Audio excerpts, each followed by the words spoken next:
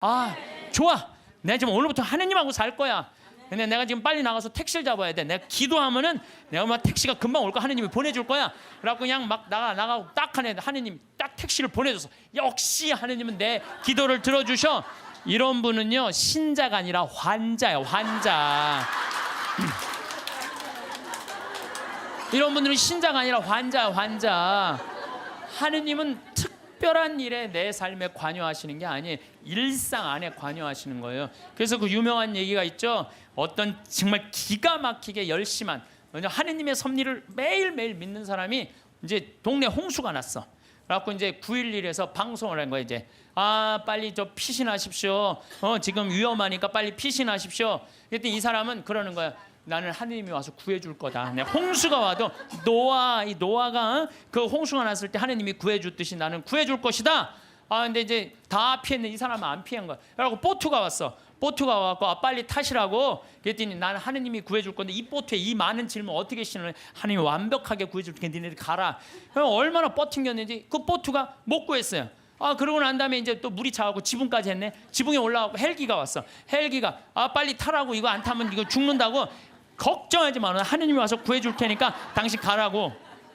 마지막 이 사람 죽었어요. 죽어갖고 하느님한테 따졌어요. 하느님 왜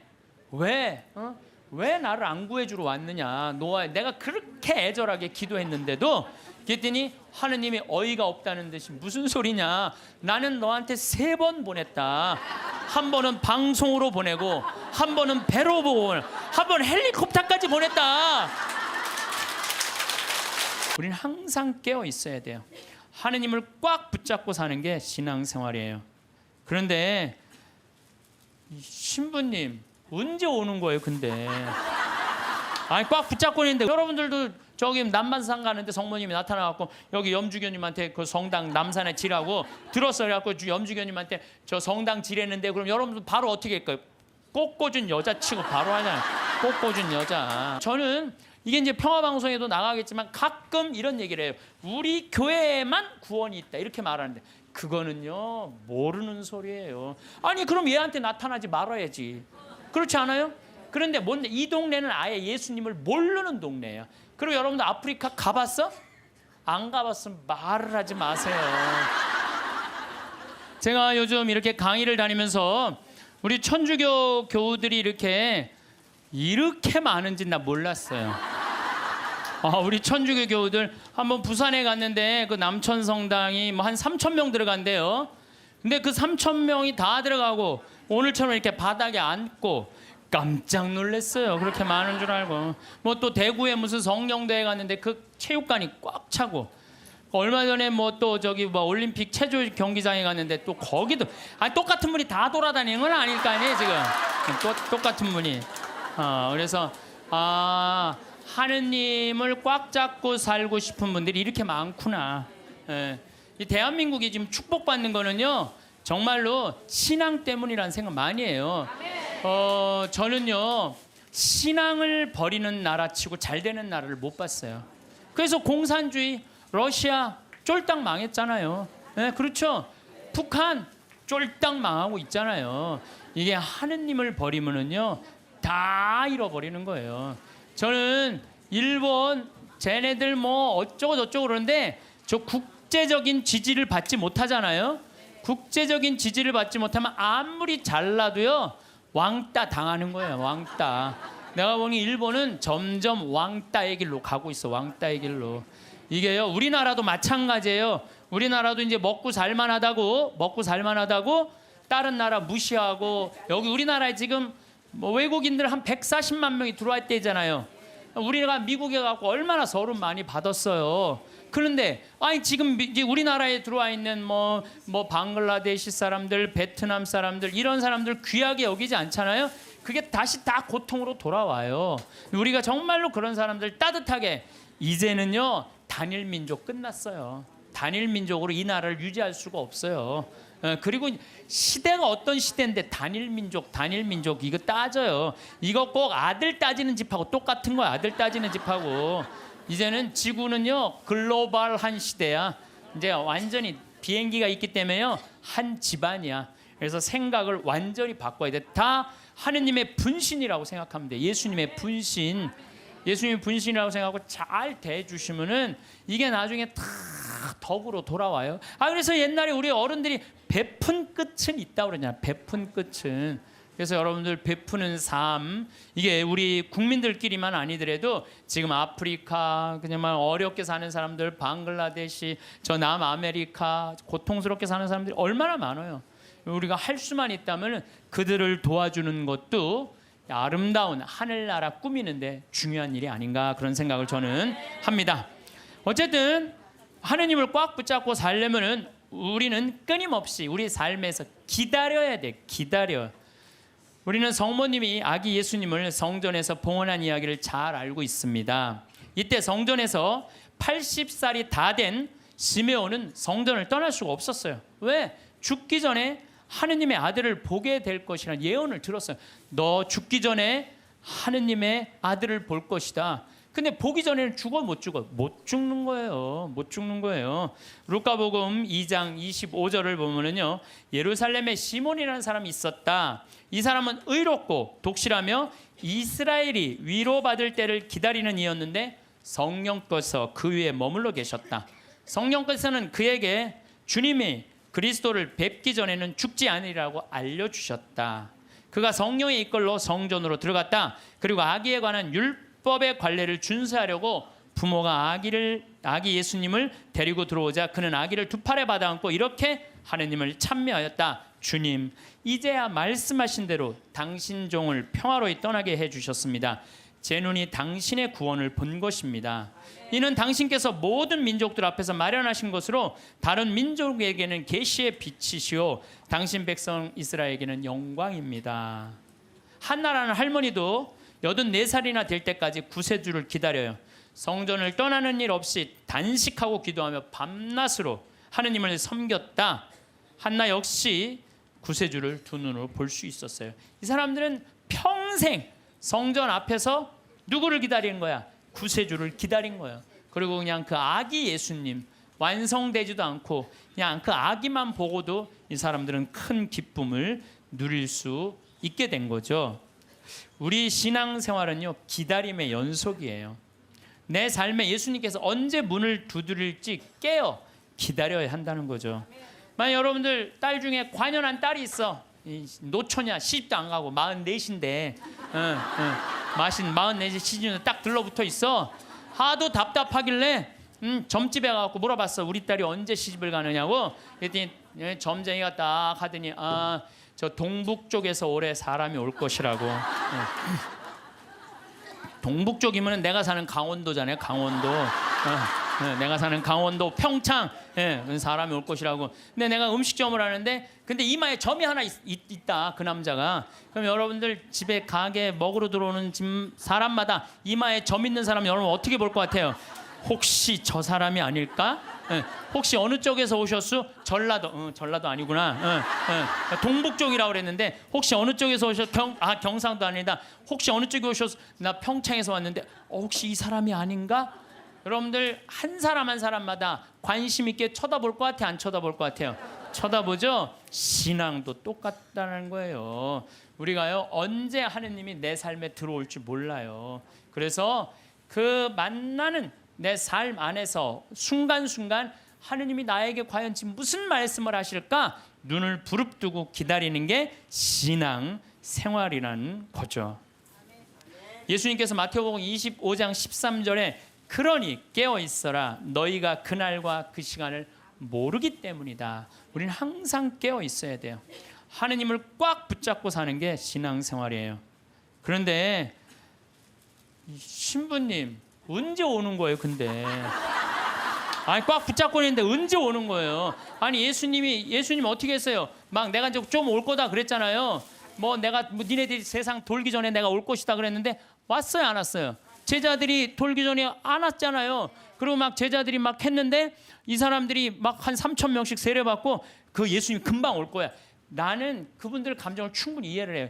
막 예수님이 막 무리를 걷었지, 5,000명 먹였지, 기적을 얼마나 했어요. 그래서 죽었는데 또 살아났지, 살아나고도 그냥 보통이야. 막 벽 같은데 막 통과되고 막 정말 기가 막힌 걸 보여주고 승천 또 하늘로 쫙 올랐단 말이야. 그 예수님 금방 올 줄 알았어요.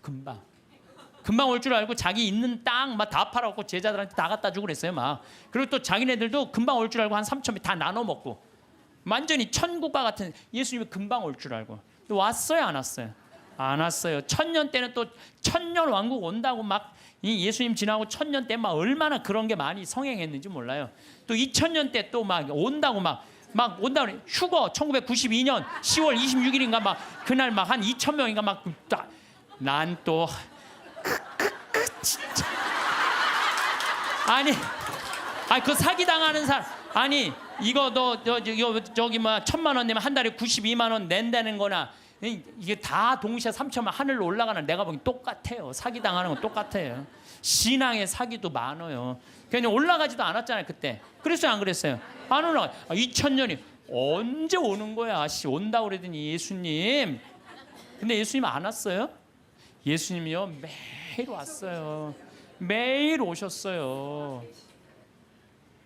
이 예수님이 이제 승천하시고 난 다음에 저기 제일 먼저 상징적으로 온 사람이 누구예요? 사도 바오로잖아요. 사도 바오로가 스테파노 죽을 때 어떻게 했어요? 옷을 들고 있었어요. 옷을 지키고 있었어요.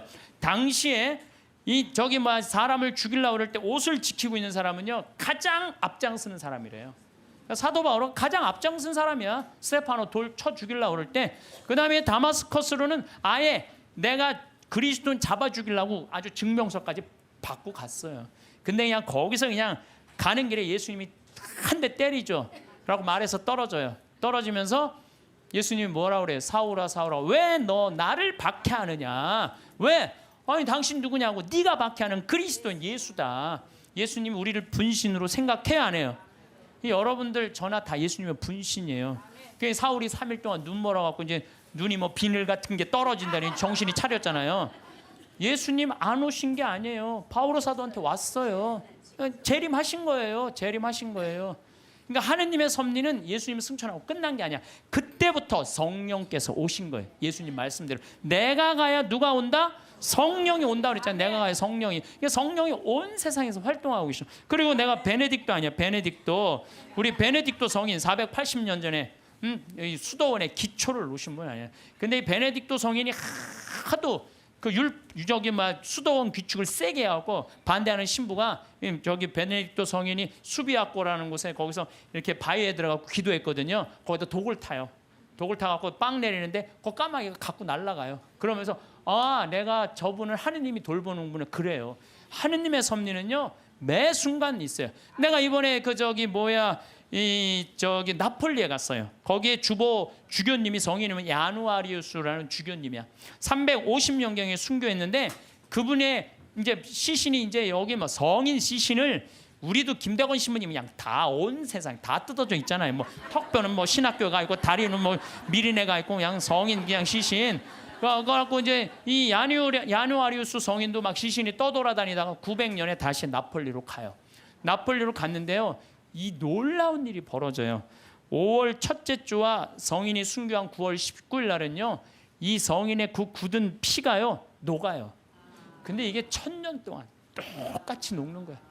이 사람들이 의심이 얼마나 많아. 아무리 이걸 95도가 돼도 평상시에는 안 녹아요. 그럼 온도 때문에 녹는 거 아니냐. 그래갖고 그냥 실험을 또 하고 95도에 안 녹아. 그런데 5월 첫째 주하고 9월 19일 날은 어김없이 녹는 거예요. 이게 이해할 수 없는 일들이 너무너무 많이 벌어지는 거예요. 이게 다 하느님의 섭리. 하도 의심이 많으니까 하느님이 중간중간 삶 안에 있는데도 우리한테 보여주는 거지. 또 내가 제일 좋아하는 프란치스코 성인 1180년에 태어나서 1226년에 돌아가는 프란치스코 성인. 아버지 포목 장수였어요. 너무너무 부잣집 아들이었어. 근데 프란치스코 성인이 어디 뭐 전쟁에 갔다가 그냥 감옥 1년 있다가 와갖고 하느님이 그러는 거야. 예수님이 너 내 교회를 일으켜라. 내 쓰러진 교회를 일으켜라. 이 성인이 무슨 말인지 몰랐어요. 그래갖고 일으켜라. 내가 가난한 사람 도와주라는 얘기인가 보다. 아버지 포목 그 옷 훔쳐다가 가난한 사람 다 나눠줘요. 가난한 사람들 다 나눠주니까 아버지가 어떻게 해요? 에? 이놈의 새끼 이거 내 아들 아니다. 내 재산. 아버지 돈밖에 몰랐던 거지. 그래갖고 그냥 그 주교 앞에서 저기 뭐야 내 아들 이거 아들 안 하는 걸로 그랬더니 프란치스코 옷을 다 그 유명한 장면 있잖아요. 옷을 완전히 벗어서 아버지 앞에 주면서 오늘부터 내 아버지는 하느님이라고. 그러니까 주교님이 이렇게 옷을 감싸주잖아요. 귀도 주교님이. 그리고 이제 이 제2의 그리스도. 나는 아시시에 3번을 갔어요. 우리 프란시스코 성인이 돌아가시기 2년 전에는 오상, 이 오상반. 참 이 오상이라는 것도요 특별한 은혜 같아요. 고통스럽게. 근데 프란시스코 성인 이번에 내가 우리 직원들하고 이제 그 아시시에 갔을 때 이번에는 또 다른 은혜를 느꼈어요. 다른 때는 뭐 장미 그 밭이 있어요. 프란치스코 성인이 성욕을 못 견뎌갖고 장미밭에 굴른 데가 있어요. 근데 그게 지금 800년이 지났는데도 그 자리에는 가시가 안 나는 거예요. 그 자리에는. 그래갖고 또 사람들이 의심이 얼마나 많아요. 그러니까 그 장미를 뽑아서 옆쪽 밭에 하면 가시가 나는데 그 가시 난 거를 다시 프란치스코 성인이 굴른 자리에 갖다 심으면 안 나. 그러니까 예수님이 그 기가 막힌 마음을 귀하게 여긴 거죠. 그리고 또 프란치스코 성인 보고 따라간 사람이 누구 있어? 글라라. 글라라는 어떻게 했어요? 글라라는 아버지가 장군이었어요. 왕족한테 시집 보내려고 그랬는데 나는 저 프란치스코 성인이 너무너무 정말 존경스럽다. 그런데요 글라라 성녀는요 정말로 이뻐요. 키도 크고. 프란치스코 성인 키도 좀 140밖에 안 돼. 145. 그 정도밖에 안 됐다고 그래요. 아주 조그만. 근데 글라라 성녀는 시신에 가보니까 그대로 밀랍을 해놨어요. 글라라 성녀는. 근데 코도 오똑하고요. 정말로 예쁘게 생겨. 프란치스코 성인 진짜 못생겼죠. 나보다 더 못생겼다. 그래. 프란치스코 성인은. 나보다 더 못생겼는데도 이 글라라 성녀는 그 프란치스코 성인의 삶이 너무 거룩한 거야. 그래갖고 그냥 그 이쁜 모습, 그 예쁜 그 수녀 저기 막 그 관두고 수녀님 한 거야. 그러니까 동생도 따라왔고. 그러니까 그냥 프란치스코 성인도 아버지도 나중에 어떻게 그 재산 다 팔고 수도자 돼요. 엄마도 수도자 되고 결국은 다 따라가요. 그러니까 아버지가 장군이나 아버지가 얼마나 박해를 그 아버지 죽고 엄마도 이 수녀님이 돼요. 그러니까 프란치스코 성인하고 글라라 성녀가 두 집을 다 말아먹었어요. 다 말아먹었어. 수도자로. 응. 그런데 이제 그 이슬람 십자군 전쟁할 때 이슬람군이 와서 수녀원을 전부 다 침공하려고 그래요. 그럴 때 수녀님들이 빨리 도망가자. 근데 글라라 성녀가 그래요. 우리가 어딜 도망가냐. 도망간다고 안 잡힐 것 같으냐 저 사람들한테. 나한테는 최고의 무기가 있다. 그러니까 이제 이슬람 군인들이 그 끼에라 성당에 딱 오니까 성녀께서 어떻게 해요. 성광을 예수님 성체가 모셔진 성광을 두고 성당 꼭대기 가서 비추잖아요. 빛이 너무 강렬해갖고 다 눈이 멀잖아 이 사람들이. 그러면서 이 사람들이 뭐라 그래? 여기는 우리가 가면 안 되는 데인 거. 그리고 그냥 지나가잖아요. 이게 다 하느님의 섭리라는 거. 섭리.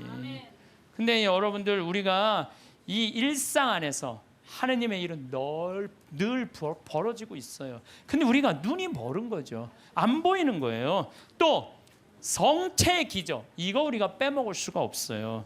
여러분들 성체 란치아노 성체 기적이 있어요. 이게 인류 우리 교회사에서 첫 번째 있었던 기적이에요. 지금으로부터 1200년 전에 어느 날 바실리오 소속 한 수사 신부가 미사를 드리면서 이게 정말로 여 안에 예수님이 있을까? 이런 의심을 한 거예요. 그래서 이 신부가 의심을 품는데 그 빵과 포도주의 성변화를 위해서 축성을 하는 순간 갑자기 제병에 실제로 살이 변하는 거야. 동그란 제병이 살로 변하고 포도주가 피로 변하는 거예요. 너무 놀란 신부는 이 사실을 숨길 수가 없어갖고 미사에 참석한 이들한테 보여줘. 옛날엔 다 뒤돌아서서 미사했잖아요. 이거 보여주는 거예요. 이거 예수님이 이게 지금 빵인데 살로 변했다. 성혈이 피로 변했다. 보여줘요. 인간 지방에 다 알려줘. 이게 첫 번째 기적이에요. 예. 근데 이 성당이 어떤 성당이냐면 예수님의 옆구리를 찔른 백부장. 이게 성 론지노라고 기념을 하는 거예요. 그 사람도 성인 회개하고 성인이 됐다는 얘기죠. 그 기념 성당에서 벌어진 거죠. 그래서 이게 역사상 최대의 성체 기적이라는 거죠. 예. 하느님이 의심을 품었던 수사 신부에게 보여준 하느님의 응답이었죠. 역사적으로 성체 기적에 대한 관심이 덜할 때도 있었지만은 란치아노의 신자들은 이 성체를 계속 모시고 있었어. 얼마 동안? 1200년 동안 모시고 있었던 거예요. 1200년 동안. 그런데 1971년에 그 주교들이 이게 진짜 사람 필까? 진짜 사람 살일까? 과학이 이제 발달했으니까 봉합한 걸 뜯어보자. 뜯어봤어요. 그래서 1970년과 71년에 해부학, 병리, 조지학, 화학 및 임상, 현미학 교수들 이런 사람들이 모여갖고 그 수도원의 요청에 따라서 검사를 하기 시작했어요. 검사를 해보니까 1200년 전인데 성체는 이 진짜 피고 진짜 살이고 그 살은 심장 근육에서 나온 살이다. 심장 근육. 우리 예수님 막 이렇게 심장 이렇게 있잖아요. 심장. 우리 예수님이 정말 심장.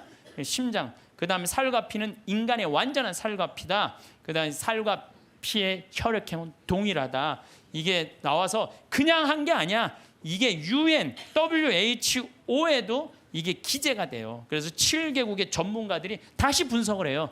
그러면서 이거는 도저히 인간의 그다음에 이 보통 평범한 걸로는 벗어난 거다.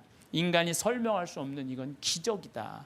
그래서 성체의 신비 이게 매 미사 때마다 일어나는 거죠. 또 이게 이제 800년에 벌어진 건데 1263년에 독일의 신부, 이 신부도 또 의심한 거야. 베드로 신부.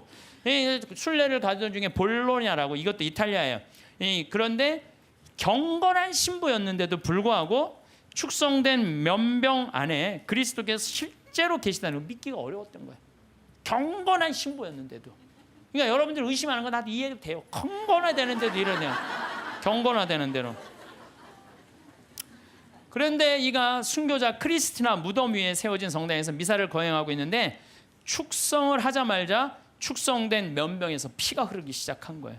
그래서 신부 손가락을 적시고 제대와 성체포를 다 흘러내리죠. 그래서 신부는 당황을 하죠. 근데 당시 교황 우르바노 4세가 그 근처에 와 있었어요. 그래서 내가 의심을 했는데 이게 피가 이렇게 변했습니다. 사면을 해요. 근데 교황 우르바노 이 4세가 그거를 보고요. 성 토마스 아퀴나스 성인한테 이 성체는 그냥 우리가 기념이 아니라 이건 현존이다. 현존. 이 토마스 아퀴나스 성인한테 이 기적을 통해서 기도문을 하라고 그래요. 그게 바로 우리가 그 유명한 성체 창가예요. 여러분들 한 번씩 들어봤죠? 엎드려 절하나이다. 눈으로 보아 알 수 없는 하느님. 두 가지 형상 안에 분명히 계시오나 우러러 배울수록 전혀 알 길 없었기에 제 마음은 오로지 믿을 뿐입니다. 보고 맛보고 만져봐도 알 길 없고 다만 들음으로써 믿음 든든해지오니 믿나이다. 천주성자 말씀하신 모든 것을 주님의 말씀보다 더 참된 진리 없나이다. 십자가에서는 신성을 감추시고 여기서는 인성마저 아니 보이시나 저는 신성 인성을 둘 다 믿어 고백하며 뉘우치던 저 강도의 기도를 올리나이다. 토마스처럼 그 상처를 이 토마스는 12사도가 저기 예수님 이렇게 나타났다 그러니까 뭐라 그래? 난 내 손으로 그분 옆구리에 손 찔러보고 못자국 넣어봐야 된다. 그 토마스 얘기예요. 토마스처럼 그 상처는 보지 못하여도 저의 하느님이심을 믿어 의심 안 싸우니 언제나 주님을 더욱더 믿고 바라고 사랑하게 하소서. 주님의 죽음을 기념하는 성사여 사람에게 생명 주는 살아있는 빵이여 제 영혼 당신으로 살아가고 언제나 그 단맛을 성체 단맛을 느끼게 하소서. 사랑 깊은 펠리칸. 이 펠리칸 얘기는 잘 아시죠? 펠리칸이라는 새는 어떻게 해요? 자기 새끼가 이렇게 나무에다 하는 게 아니라 이렇게 모래밭에다가 이렇게 새끼를 하는데 그 독사들이 그 알을 너무너무 좋아하잖아요. 그래갖고 이 새끼들이 그냥 조금만 그 새끼 잡아먹으려고 독사들이 막 물으면은 피가 묽어져요. 그럼 펠리칸이랑 어미새가 와갖고 독사를 다 쫙 죽이고 그 새끼 배를 막 쪄요. 자기 배도 막 짜고 새끼 배를 쫓는 건 뭐야? 피가 독에 묻은 피가 빠져나가라는 거야. 그 자기 맨 부리 앞에 거기에 피를 쪄요. 여기 제일 뜨거운 피가 있어. 그래갖고 새끼 입에다가 그걸 넣어줘요. 그러면 이 피가 너무 진해갖고 새나가지가 않는 거야. 그래서 새끼가 다시 살아나는 거예요. 이게 예수님의 사랑이 그거야. 예수님 피를 흘려갖고 우리가 세속의 악마의 독에 물려갖고 정신을 못 차려. 그러니까 우리 다 세속의 독을 다 빼내고 당신의 피를 넣어주는 거. 그래서 그 사랑 깊은 펠리칸 그 얘기를 하는 거예요. 사랑 깊은 펠리칸 주 예수님 더러운 저 당신 피로 씻어주소서. 그 한 방울만으로도 온 세상을 모든 죄악에서 구해내시리이다. 예수님 지금은 가려져 계시오나 이렇듯 애타게 간구하오니 언젠가 드러내실 주님 얼굴 마주 뵙고 주님 영광 바라보며 기뻐하게 하소서. 아멘. 이게 이 기적이 있은 지 1년이 지나고 난 다음에 1264년 8월 교황 우르바노 4세가 토마스 아퀴나스 이 기도문을 1년 동안 이 토마스 아퀴나스 성인이 묵상을 한 거예요. 그래갖고 성체 축일이 제정이 된 거예요. 이 기적을 통해서. 그래서 여러분들 성체 성결 대축일 기념하잖아요. 이게 이런 사연으로 생겨난 거예요. 이런 사연으로. 예, 그래서 정말로 이런 것들을 보면은 참 우리 신앙은요 그냥 지나갈 게 하나도 없어. 다 정말 황금이에요, 황금. 예, 또 시에나의 성체기죠. 이거는 이제 훌쩍 또 넘어서 1700년에 시에나에서 거행 미사를 하고 있는데 어떤 도둑이 들어와서 성체를 훔쳐가요. 그때는 옛날에는 우리 성체를 어떻게 했어요? 성체 영화로 갈 때 침 뱉으면서 성당 갔어요. 퇴퇴퇴. 왜? 거룩한 성체 영화인데 침 넘어가면 안 된다고. 퇴퇴퇴 뱉으면서 갔어요. 그리고 몇 시간 전에 공복제 24시간 하루 종일 굶었어요. 요즘은 뭐 30분으로 줄어들었지만 세상 좋아졌어요. 그래서 옛날에 그 왕림 성당 125주년 한다고 그러는데 그 왕림 성당에 그 동네 사람들이 다 갈 때요 너무 배가 고파고 하루 공복제를 지켜야 되니까 물 먹고 간 거 물 먹고 시내 물 먹고 그리고 이 태태태 침 뱉고 성체 깨끗하게 모신다고. 그런데 옛날에는 성체가로 떨어지는 것도 무서워서 쟁반 가지고 어떻게 했어요? 다 바쳤잖아요. 그러면 혀로 하면은 쟁반 그것도 나 어렸을 때 복사해갖고 그 쟁반 난 또 주교자 성당에서 쟁반 대갖고 복사할 때 죽어 한 1000번 이렇게 하고 나면요 올 때마다 여러분들은 아멘 혀로 내밀었잖아요. 기억나요?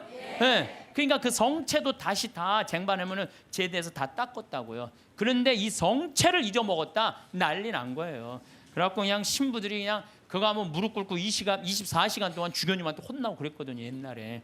근데 이 성체를 도둑 맞았으니 이게 어떻게 난리가 났는데 3일이 지나서 소년 성가대가 거기에 쌀독 가난한 이들한테 하는 그 쌀독에서 찾아내요. 그래갖고 그 성체를 이제 이거 명할 수가 없잖아. 그래갖고 모셔두는데 그래도 특별한 일 있을 때마다 해가 처음엔 300 몇 개를 잃어버린 거예요. 그런데 요즘은 뭐 223개 남았대요. 그런데 이게 300년이 지났는데도 하나도 안 변한 거예요.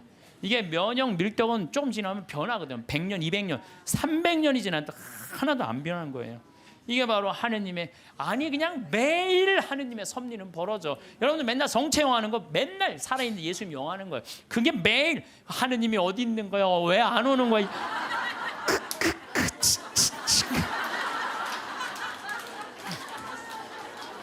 그래서 제가 자료를 좀 찾아봤어요. 그랬더니 이 성체에 대한 기적, 이런 기적이 이렇게 많아요. 이게 내가 평화방송에 부탁했어요. 이거 전부 쫙 자막으로 좀 내리라고. 이 참 많은 나라에서 많은 지역에서 성체, 빵이 살로 변한 기적들이에요. 이게 전부 다. 그러니까 얼마나 답답했으면 예수님이 그렇게까지 했겠어요. 얼마나 믿음이 이게 정말 없는 백성들 예수님이 그렇게 해서 믿음을 강조한 거예요. 그래서 여러분들은 하느님은요 그냥 뭐 어디 멀리 있는 게 아니라 내 삶 안에 지금 이 자리에서 현존하시는 분이 하느님이라는 거예요. 그리고 내가 제일 좋아하는 성모님, 우리 성모님 발현 봐봐. 과달루페 성모님. 과달루페 1531년 12월 9일 57세 요한 디에고한테 나타나잖아요. 그래갖고 내 성당을 져라. 그러니까 주교님한테 가서 얘기하라고 그러잖아요. 주교님한테. 그래서 주교님 성당을 지뢰는데요. 그러니까 주교님 미친놈 취급하잖아요. 여러분들도 저기 남반산 가는데 성모님이 나타나갖고 여기 염주교님한테 그 성당 남산에 지라고 들었어요. 그래갖고 염주교님한테 저 성당 지뢰는데 그럼 여러분들 바로 어떻게 할까요? 꽃꽂은 여자 치고 바로 하잖아요. 꽃꽂은 여자. 그래갖고 요한대유가 다음날 갖고 성모님 전하긴 전했는데 안 믿는 것 같다고 그러니까 나한테 증표를 달라고 그러니까 저 12월 달이니까 이 멕시코 시티가 2000m 위에요. 12월 달은 굉장히 추워요. 장미는 언제 피죠?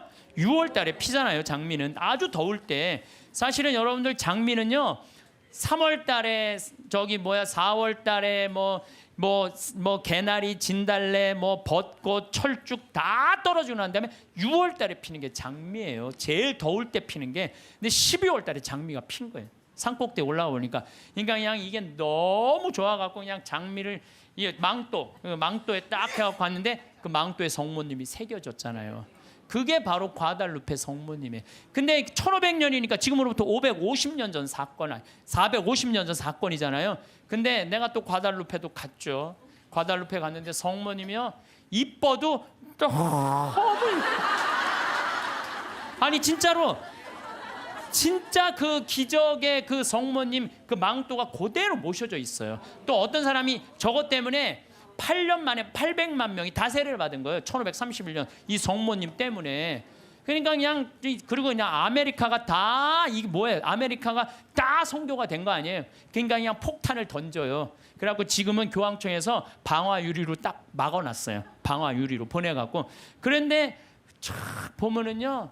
이 그 성모님이 사진에 보면은 엘리베이터로 가게 돼 있어요. 우리가 걷는 게 아니라 엘리베이터 딱 쓰면 쫙 지나가요. 성모님 쫙 보면 엘리베이터 세 개에 세 개 왔다 갔다. 그럼 또 뒤에 앞에 가고 쫙 가.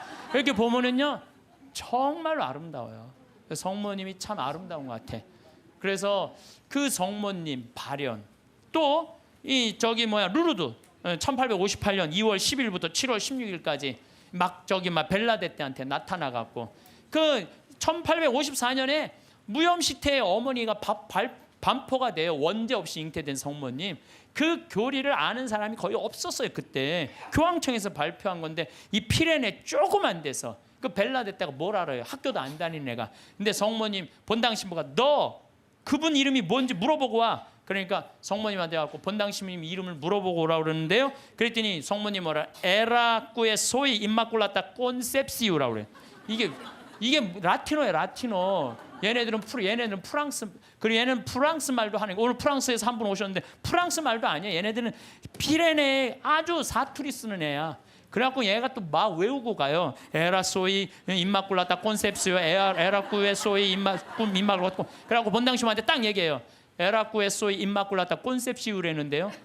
본당신부 놀래요. 너 그게 무슨 뜻인 줄 아느냐? 아니요, 나 모르는데 외우느냐고 죽을 뻔했어요. 나 죽을 뻔했어요. 그래요. 아니 벨라데떼가 진짜로 그래. 난 무슨 뜻인지 몰랐는데 계속 외우면서 왔다는 거 안 까먹으려고.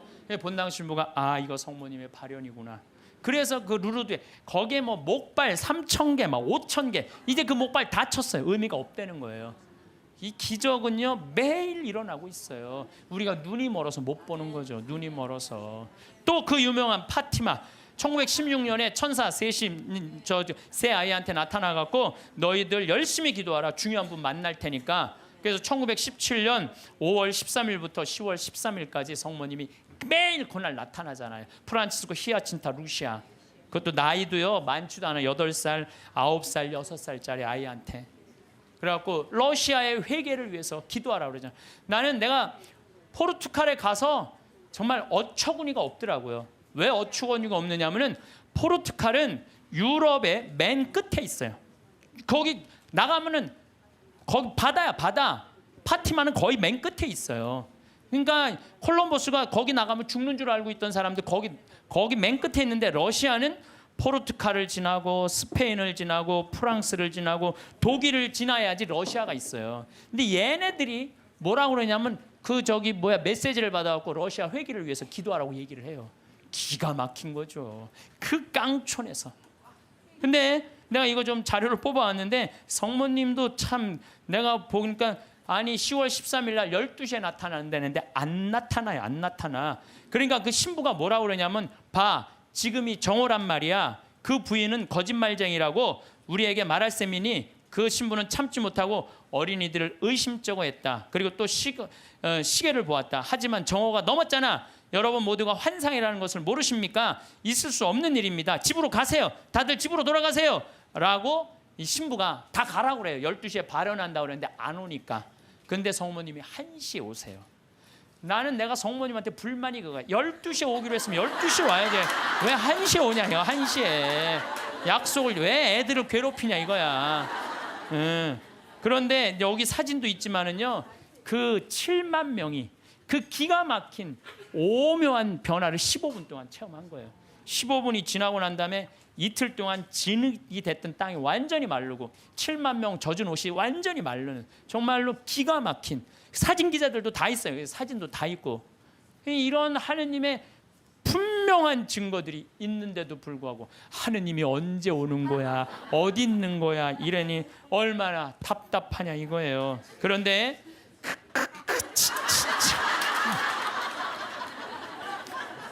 근데 제가 여러분들한테 오늘 특별히 소개할 분은요, 과달루페 성모님도 아니고 루르드 성모님도 아니고 그 다음에 파티마 성모님도 아니에요. 오늘 여러분들한테 특별히 소개할 성모님은 르완다 성모님이에요. 르완다 성모님은 1981년 11월 21일 고등학교 16살짜리 여자의 알퐁신 무무레케라는 애한테 발현을 하세요. 르완다라는 나라는요, 제가 이번에 잠비아 가면서도 자세히 봤어요. 정말로 키베오 호수라고 아주 조그만 나라. 르완다는 1992년 3, 4년에 100만 명 학살한 그렇게 해서 여러분들 들은 나라예요. 그런데 이때 성모님이 나타나고 이 학살을 미리 예언을 해요. 회개하라고. 근데 이 아이는 너무 외로웠어. 자기가 너무 힘들었어. 그래서 성모님한테 뭐라고 그러냐면은 성모님 나 너무 힘들어요. 외로워요. 그러니까 성모님이 나타나요. 그래서 나는 너를 위로하러 하늘에서 왔다 하시면서 메시지를 전해주길 바래요. 혹시 여기 계신 분들 외롭고 힘든 분들 많을 거예요 아마. 어디 가서 찾아 성모님한테 나를 위로해달라고 그러면 성모님이 위로해 주실 거예요. 이 성모님이 나타나는 동안 그 아이의 표현이 그래요. 너무 아름다운 부인이 나타나는데 얼굴이 까만색인지 하얀색인지 모를 정도로 하여튼 환상적으로 아름다웠다는. 그리고 다리가 안 보이는데 빛이 쫙 모든 아이들의 발현이 다 그래요. 예. 그래서 사제가 성모님 발현이 하여튼 신부들이 문제야. 보면 다 반대하는 게 신부들이야. 신부들이 성모님 발현이 어디 있느냐면서 요즘 말하면 학교 짱한테 걔를 박해하라고 그래요. 라고 학교 짱이 무지하게 박해를 해요. 마리 끌레르라는 아이가 얘가 성모님이 막 발현하면 혼이 나갔을 때 머리카락을 막 잡아당겨요. 발현할 때. 그리고 막 손가락을 꺾고 힘껏 꼬집고 귀에 대다고 소리를 막 질러. 그러는데도 얘는 그걸 몰라요. 발현 때는. 그 거의 탈원 상태에 들어가 자기를 괴롭히는 걸 모르는 거죠. 근데 1981년 1월 12일에 성모님께서 두 번째 학생한테 발현하세요. 17살 먹은 아나탈리 무카마진 파카. 이름이 무지하게 어려워요. 하여튼 아나탈리 무카마진 파카한테 나타나요. 이 학생은 굉장히 신심이 두터운 학생이에요. 매일 수업 전에 묵주기도 하고 쉬는 시간에 성서 읽고 완전 우리 신학교 때처럼 얘 살았어 보니까. 근데 이 아이한테 성모님이 나타나고 메시지를 빨리 회개해야 된다. 이 르완다라는 나라는 그 메시지를 큰 고통이 올 것이다 라는 메시지를 전해줘요. 근데 제일 놀라운 거는 이 마리 끌레르 막 꼬집고 꺾고 머리끄댕이 끌어당기는데 성모님이 보기에도 너무 했나 봐. 얘한테 나타나요. 얘한테 1982년 3월 1일 날 두 소년을 괴롭히던 마리 끌레르에게 나타나요. 나타났을 때 얘가 너무 아름다운 부인이 자기한테 찾아왔을 때 환시를 부정합니다. 왜? 자기가 박해했잖아. 애들 둘을 괴롭히고. 이 10대 소녀는 자신이 조롱하고 공격했던 두 소녀가 자기를 속이는 거라고. 성모님이 나타나 속인 거라고 확신해요. 속인 게 아니라 자기가 미쳤거나 악마에 사로잡혔다고 생각을 해요. 그러나 성모님의 안심시키는 목소리로 마리 끌레르는 완전히 사람이 변해요. 그러니까 그동안 미안했다고 눈물을 하면서 이 두 소녀와 함께 이 세 소녀는 성모님의 이게 내가 왜 여러분들한테 말 교황청 인정이 떨어졌어요. 교황청에서 그건 확실한 성모님 발현이다. 근데 사실은 여기에 더 놀라운 거는 셰가타샤라는 남자아이예요. 이 남자아이한테 누가 나타나요? 예수님이 나타나요. 예수님이. 근데 문제는 얘는 성당에 안 다니는 애예요. 뭐 성당에 안 다니는 사람한테도 많이 나타나요. 그래서 저는 이게 이제 평화방송에도 나가겠지만 가끔 이런 얘기를 해요. 우리 교회에만 구원이 있다 이렇게 말하는데 그거는요 모르는 소리예요. 아니 그럼 얘한테 나타나지 말아야지. 그렇지 않아요? 그런데 뭔데 이 동네는 아예 예수님을 모르는 동네예요. 그리고 여러분들 아프리카 가봤어? 안 가봤으면 말을 하지 마세요. 아프리카는 우리가 생각하는 것처럼 전선이 있는 것도 아니고 방송이 있는 것도 아니에요. 그러니까 내가 밤에 한번 다녀봤는데 진짜 이 사람들이 차가 없으니까 다 걸어 다녀요. 나 저 경상도 시골에서 살 때 그 어렸을 때 가면 막 귀신 나온다, 불빛 막 이상한 불빛, 그거하고 똑같아 지금도. 그러니까 시골은요 완전히 차단된 데야. 거기는 성당도 없고 교회도 없고 아무것도 없는 애야. 얘는 학교도 안 다니는 애야. 성당이 예수님이 뭔지도 모르는 애야. 이 예수님이 나타나고 성서에 대한 얘기 다 해주고 사도신경 다 알려주고, 그 다음에 나는 이 셰가 타샤한테 예수님이 해준 말이 너무 마음에 들어서 여러분들한테 얘기를 해줘요. 모든 사람에게 말하여라. 성경을 읽고 내가 한 말을 찾아보아라. 그러니까 여러분들, 제가 이 교우들한테 안타까운 게 뭐냐면 신앙생활 할 때 보면 막 특별한 뭐가 나오기를 바라는 분들이 있어요. 그런 거 없어요. 특별한 게 어디 있어요? 내 손에서 뭐가 나오길 바라는데 내 손에선 아무것도 안 나와요. 내 손에서는 아무것도 안 나와요. 그런데 특별한 게 아니에요. 예수님이 강조하는 건 성서, 2000년 전에 예수님이 와서 하신 말씀을 보라는 거예요. 그 안에 다 들어있어. 모든 우리의 답답한 거, 궁금한 거 어디에 다 들어있어? 성서에 다. 그러니까 모든 사람에게 말하여라. 성경을 읽고 내가 한 말을 찾아보아라. 내가 예전에 한 말을 모두 믿고 그대로 살아라. 최후 심판 날에는 이중적인 의미가 있다. 각자에게 심판의 날은 곧 죽음의 날이다. 전 인류에게 있어서 최후 심판 날은 나의 재림날이 될 것이다. 어떤 날이든 그날은 모든 사람이 하느님을 더 가까이, 이게 멸망이 아니야. 여러분들 최후 심판, 재림, 이걸 멸망으로 하는데 멸망이 아니에요. 완성이에요, 완성. 저기 뭐야, 우리 저 신부님이 말씀하신 오메가 포인트라는 거예요. 완성으로 간다는 거예요. 그러니까 인류는요 지금 완성으로 향해서 가는 거예요. 뭐 인류가 망할 것 같아. 2000년 전, 1000년 전에 비하면요 지금처럼 건강한 적이 없어요. 지금처럼 전쟁이 없는 적이 없어요. 지금처럼 건강한 적. 여러분들 생각을 해봐. 2000년, 아니 200년 전에 이 중에 70%는 다 종으로 살았어요. 사람 같지도 않게 살았어요. 이 중에는. 그렇죠? 양반 비율이요. 충청도가 제일 많았는데 15%였어요. 15%. 나머지는 다 평민, 상민, 종으로 살았어. 나머지는 다. 그러니까 지금 여러분들 시대가 좋아서 종이 어딨어. 그렇지 않아요? 굉장히 건강해진 거예요. 긍정적인 눈으로 바라보셔야 돼. 또 요즘 아주 1968년 이탈리아 로톤도의 비오 신부님, 이 신부님 책을 한번 사서 읽어보세요. 정말로 하느님의 섭리가 그대로 드러나신 신부님이 이 비오 신부님이에요. 비오 신부님은요 정말 오상, 평생 오상 받았어요. 근데 이 신부님도요 이 오상이 싫었던 거야. 왜? 이게 사람이 자꾸 이렇게 쳐다보고 막 와서 확인하고 그러니까. 그래서 처음에 감춰요. 막 붕대로 싸요 오상을. 그러다가 하다 안 되니까 오상을 드러내 놓으셔요. 그러니까 사람들이 너무 많이 모이니까요 또 위에서 또 반대해요. 너 미사하지 말고 고해성사하지 말라고 혼자 해라고 순명을 하세요. 이 신부님이 정말 생기기도, 이 신부님은 잘생겼어. 아주 잘생긴 신부님인데, 그리고 의사들이 붙어요. 왜? 50년 동안 오상을 입었으니까 이게 병으로 오염되지 않을 거나 계속. 그런데도 오염되지 않은 채로 50년을 가고, 이게 비오 신부님이 물어봐요. 나 이거 언제 끝나느냐고. 너 죽는 날 끝난다. 그런데 놀랍게도 신부님이 돌아가시는 날 이게 싹 치유가 돼요. 돌아가시는 날. 예.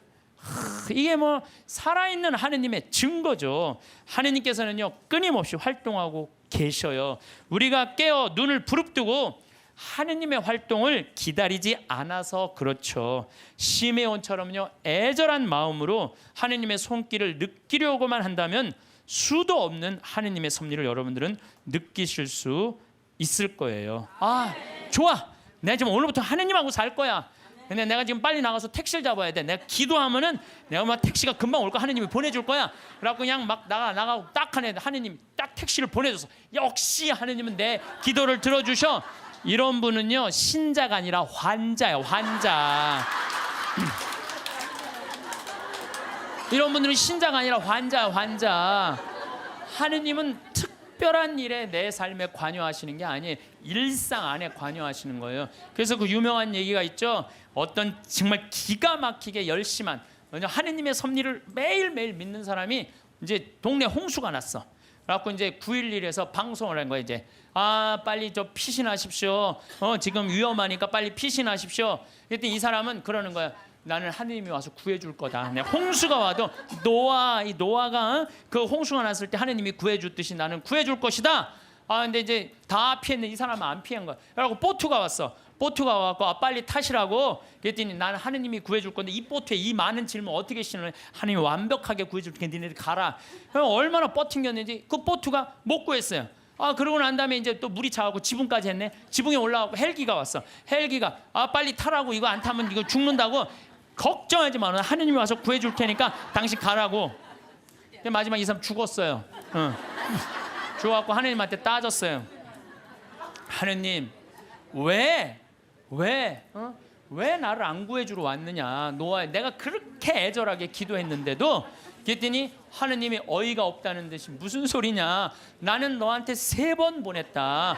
한 번은 방송으로 보내고, 한 번은 배로 보고, 한 번 헬리콥터까지 보냈다.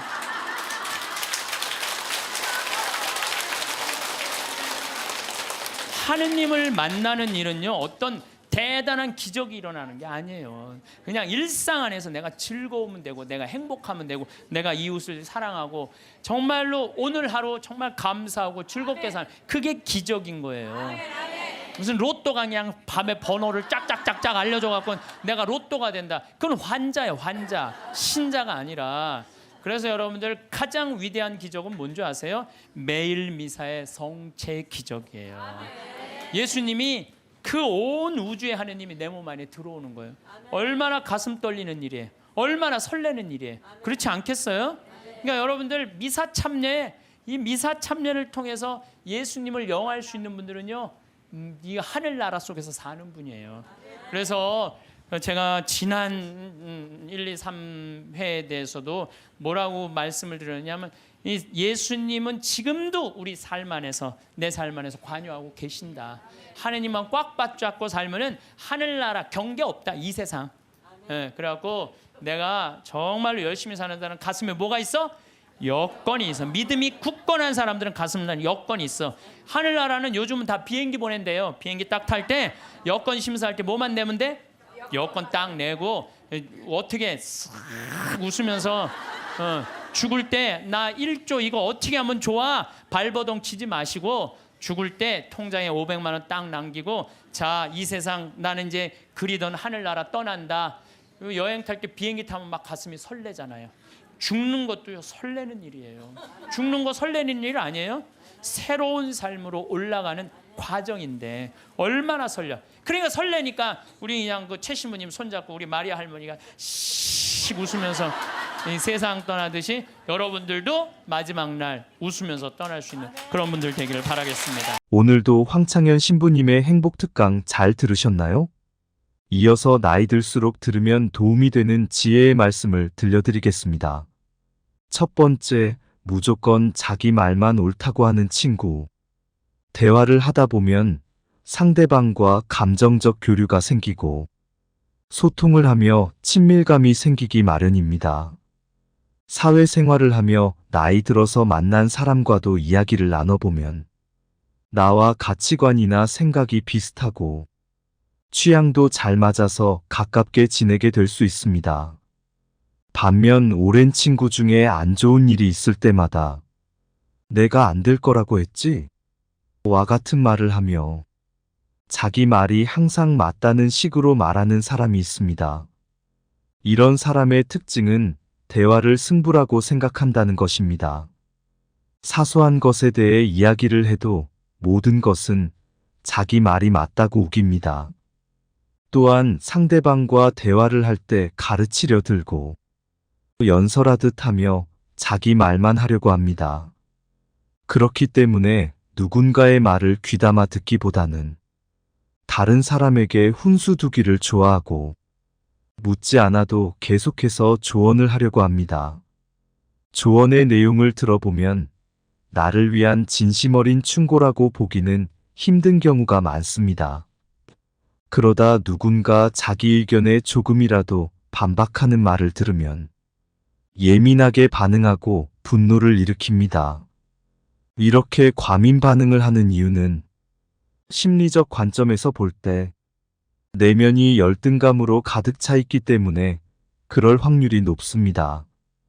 항상 남들보다 잘나야 한다는 조바심을 내고 대화를 소통의 도구가 아닌 승부라고 생각하기 때문에 항상 승부욕에 사로잡혀 있습니다.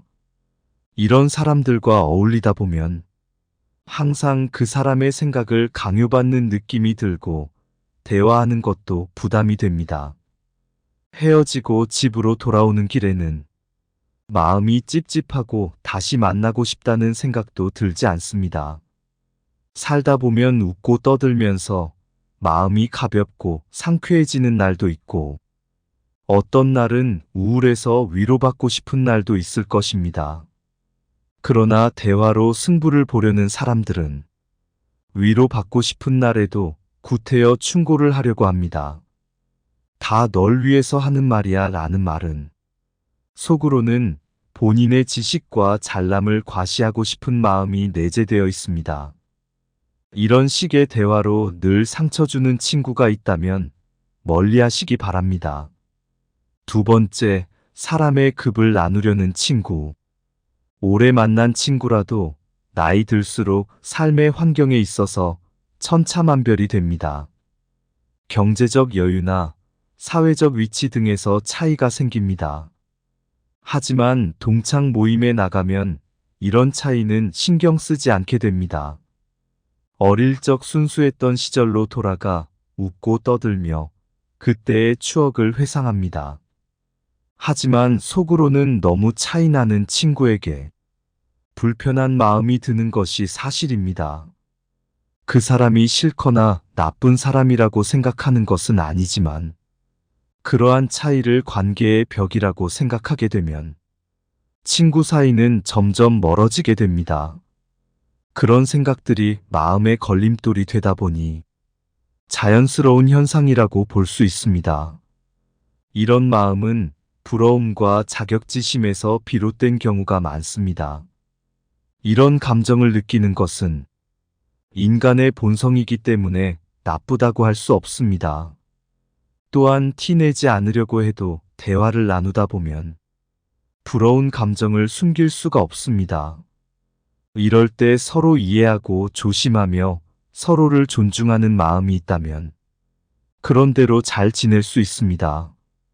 하지만 오래된 친구라도 극단적으로 멀어지는 경우가 있습니다. 바로 경제적 여유나 사회적 위치 차이를 티내려고 할 때 벌어지는 일입니다. 자연스럽게 분위기가 무르익을 때쯤 즐거운 대화가 한참 오고 가던 중에 친구가 나 밖에서는 이런 대우 받는 사람 아니다 라는 태도를 취합니다. 나니까 친구가 이런 말을 해도 참아주는 거지. 다른 사람들은 나한테 그렇게 못한다는 뉘앙스를 풍깁니다. 한마디로 너와 나는 급이 다르다 이겁니다. 좋은 직장에 높은 직급을 가진 사람이 직장 내에서의 위계 질서를 친구 관계에도 적용하려고 합니다. 그렇게 되면 친구 사이에도 거부감이 들지 않을 수 없습니다. 친구들에게도 직장에서 부하 직원에게 명령하는 듯한 언행을 하며 그 반대가 됐을 때는 네가 나한테? 라는 듯이 어이없는 표정으로 쳐다봅니다. 너 같은 사람이 나 정도 되는 사람에게 이런 대우를 할 수 없다는 식입니다. 얼마 전 뉴스에 술에 취해 경찰을 폭행한 예비검사 사건만 봐도 그런 사람들의 인성을 알 수 있습니다. 그 예비검사의 태도를 보면 조사를 받는 과정에서도 내가 누군지 아냐? 너 누구 라인이냐? 식의 발언을 하며 갑질적인 태도를 보였다고 합니다. 이렇게 본인의 사회적 위치나 힘을 이용해 먹으려는 사람들은 친구들에게도 똑같이 하는 경우가 굉장히 많습니다. 이런 사람들은 자아도취에 빠져 있는 경우가 많고 친구도 자기 아래급의 사람으로 취급합니다. 이 경우는 더 이상 친구 사이라고 볼 수 없는 관계입니다. 만날수록 스트레스만 쌓이고 자존감이 떨어지는 느낌을 자주 받습니다. 오래도록 만난 친구라서 정이 있기 때문에 참고 만나기에는 혼자만의 착각인 경우가 많습니다. 자기가 잘난 사람이기 때문에 뭔가 바라고 붙어 있는 것으로 여기고 친구로 만나기보다는 내가 그냥 만나준다는 식인 경우가 많습니다. 그렇기 때문에 항상 거만한 태도를 취하거나 상대방의 말에 공감하지 못하는 경우가 많습니다. 실제로 뭔가 부탁할 일이 있어서 도움을 청하더라도 남에게 부탁할 때보다 더 굴욕적인 대우를 받는 경우도 많습니다. 이런 친구는 인간관계에서 정리하는 것이 정신 건강에 좋습니다.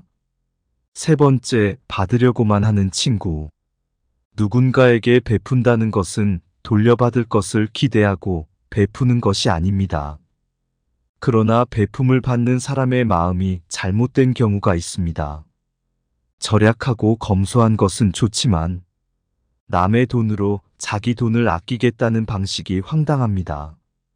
큰 돈을 벌게 되면 노력에 비해 많이 버는 것처럼 보입니다. 하지만 그 결과를 얻기 위해 초반의 노력이나 위험을 감수한 도전을 했기 때문에 얻을 수 있는 결과물입니다.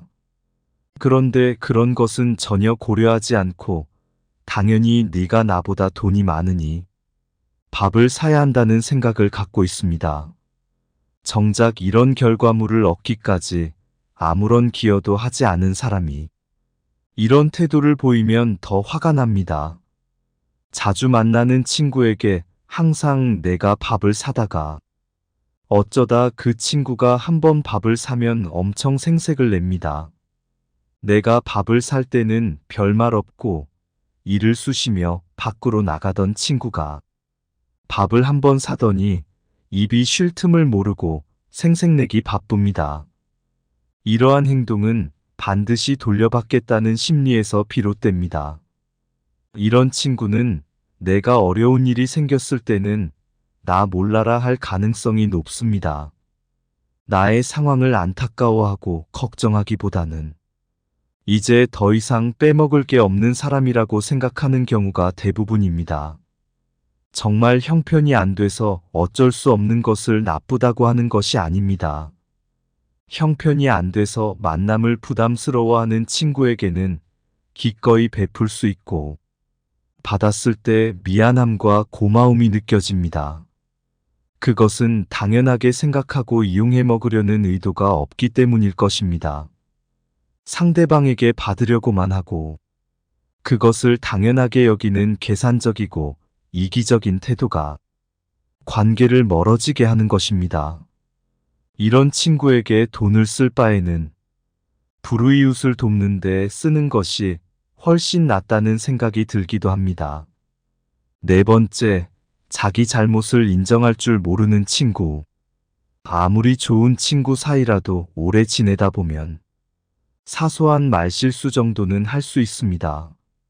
그러나 말실수를 하는 것이 그 자체로 문제가 되는 것이 아니라 실수한 뒤에 태도가 문제가 되는 경우입니다. 어느 날 친구가 나에게 은근히 기분 나쁜 농담을 해서 불편한 기색을 드러내면 뭐 그런 걸 갖고 그래? 라는 식으로 오히려 속 좁은 사람 취급을 합니다. 이런 사람은 보통 자기가 그런 말을 들었을 때는 굉장히 예민하게 반응하며 흥분합니다. 내가 싫은 것을 상대방에게 하지 않는다는 생각은 찾아볼 수 없습니다. 나의 농담은 유머라고 생각하고 상대방의 농담은 공격으로 받아들입니다. 그렇기 때문에 자기는 유머러스한 사람이라고 생각하고 상대방은 무례하고 선 넘는 사람으로 취급합니다. 이런 태도는 자기 잘못은 인정하지 않고 모든 것을 상대의 탓으로 돌리는 마음에서 비롯됩니다. 잘못된 것을 고치는 것의 시작은 잘못됨을 아는 것에서부터 시작되고 잘못을 인정하는 것이 고치려는 마음이 됩니다.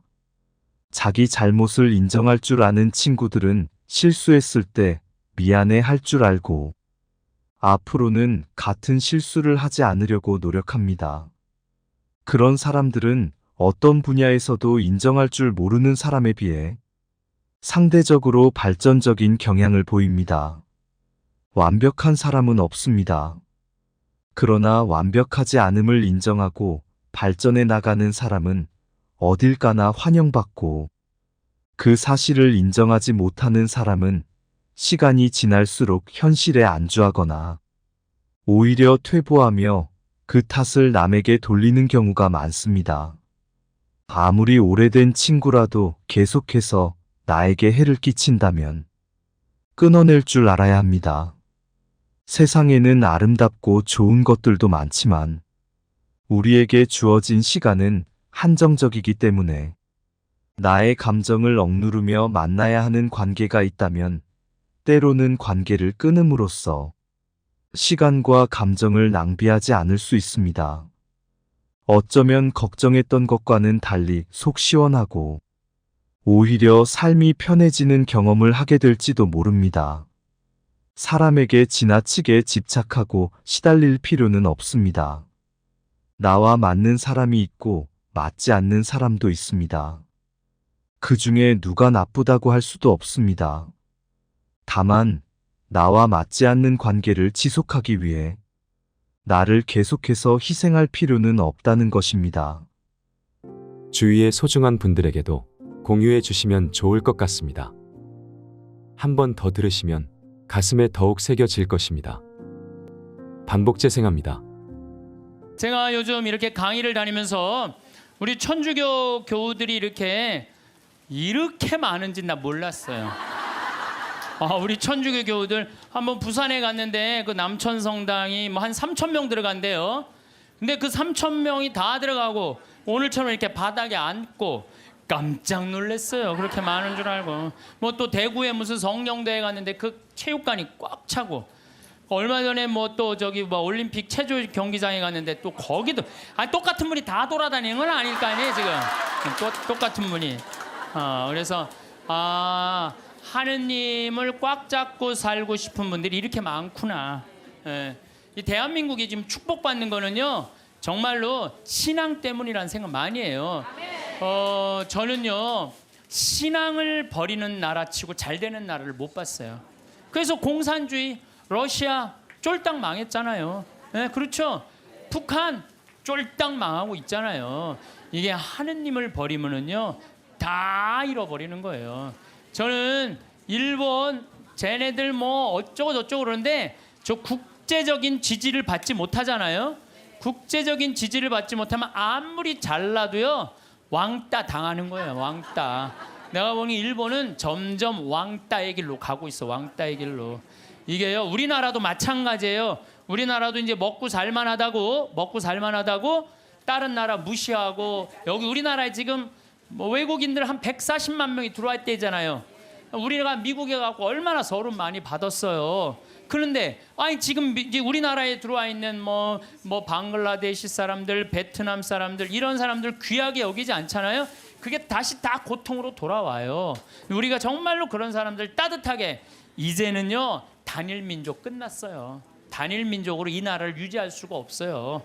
그리고 시대가 어떤 시대인데 단일 민족 이거 따져요. 이거 꼭 아들 따지는 집하고 똑같은 거야. 아들 따지는 집하고. 이제는 지구는요 글로벌한 시대야.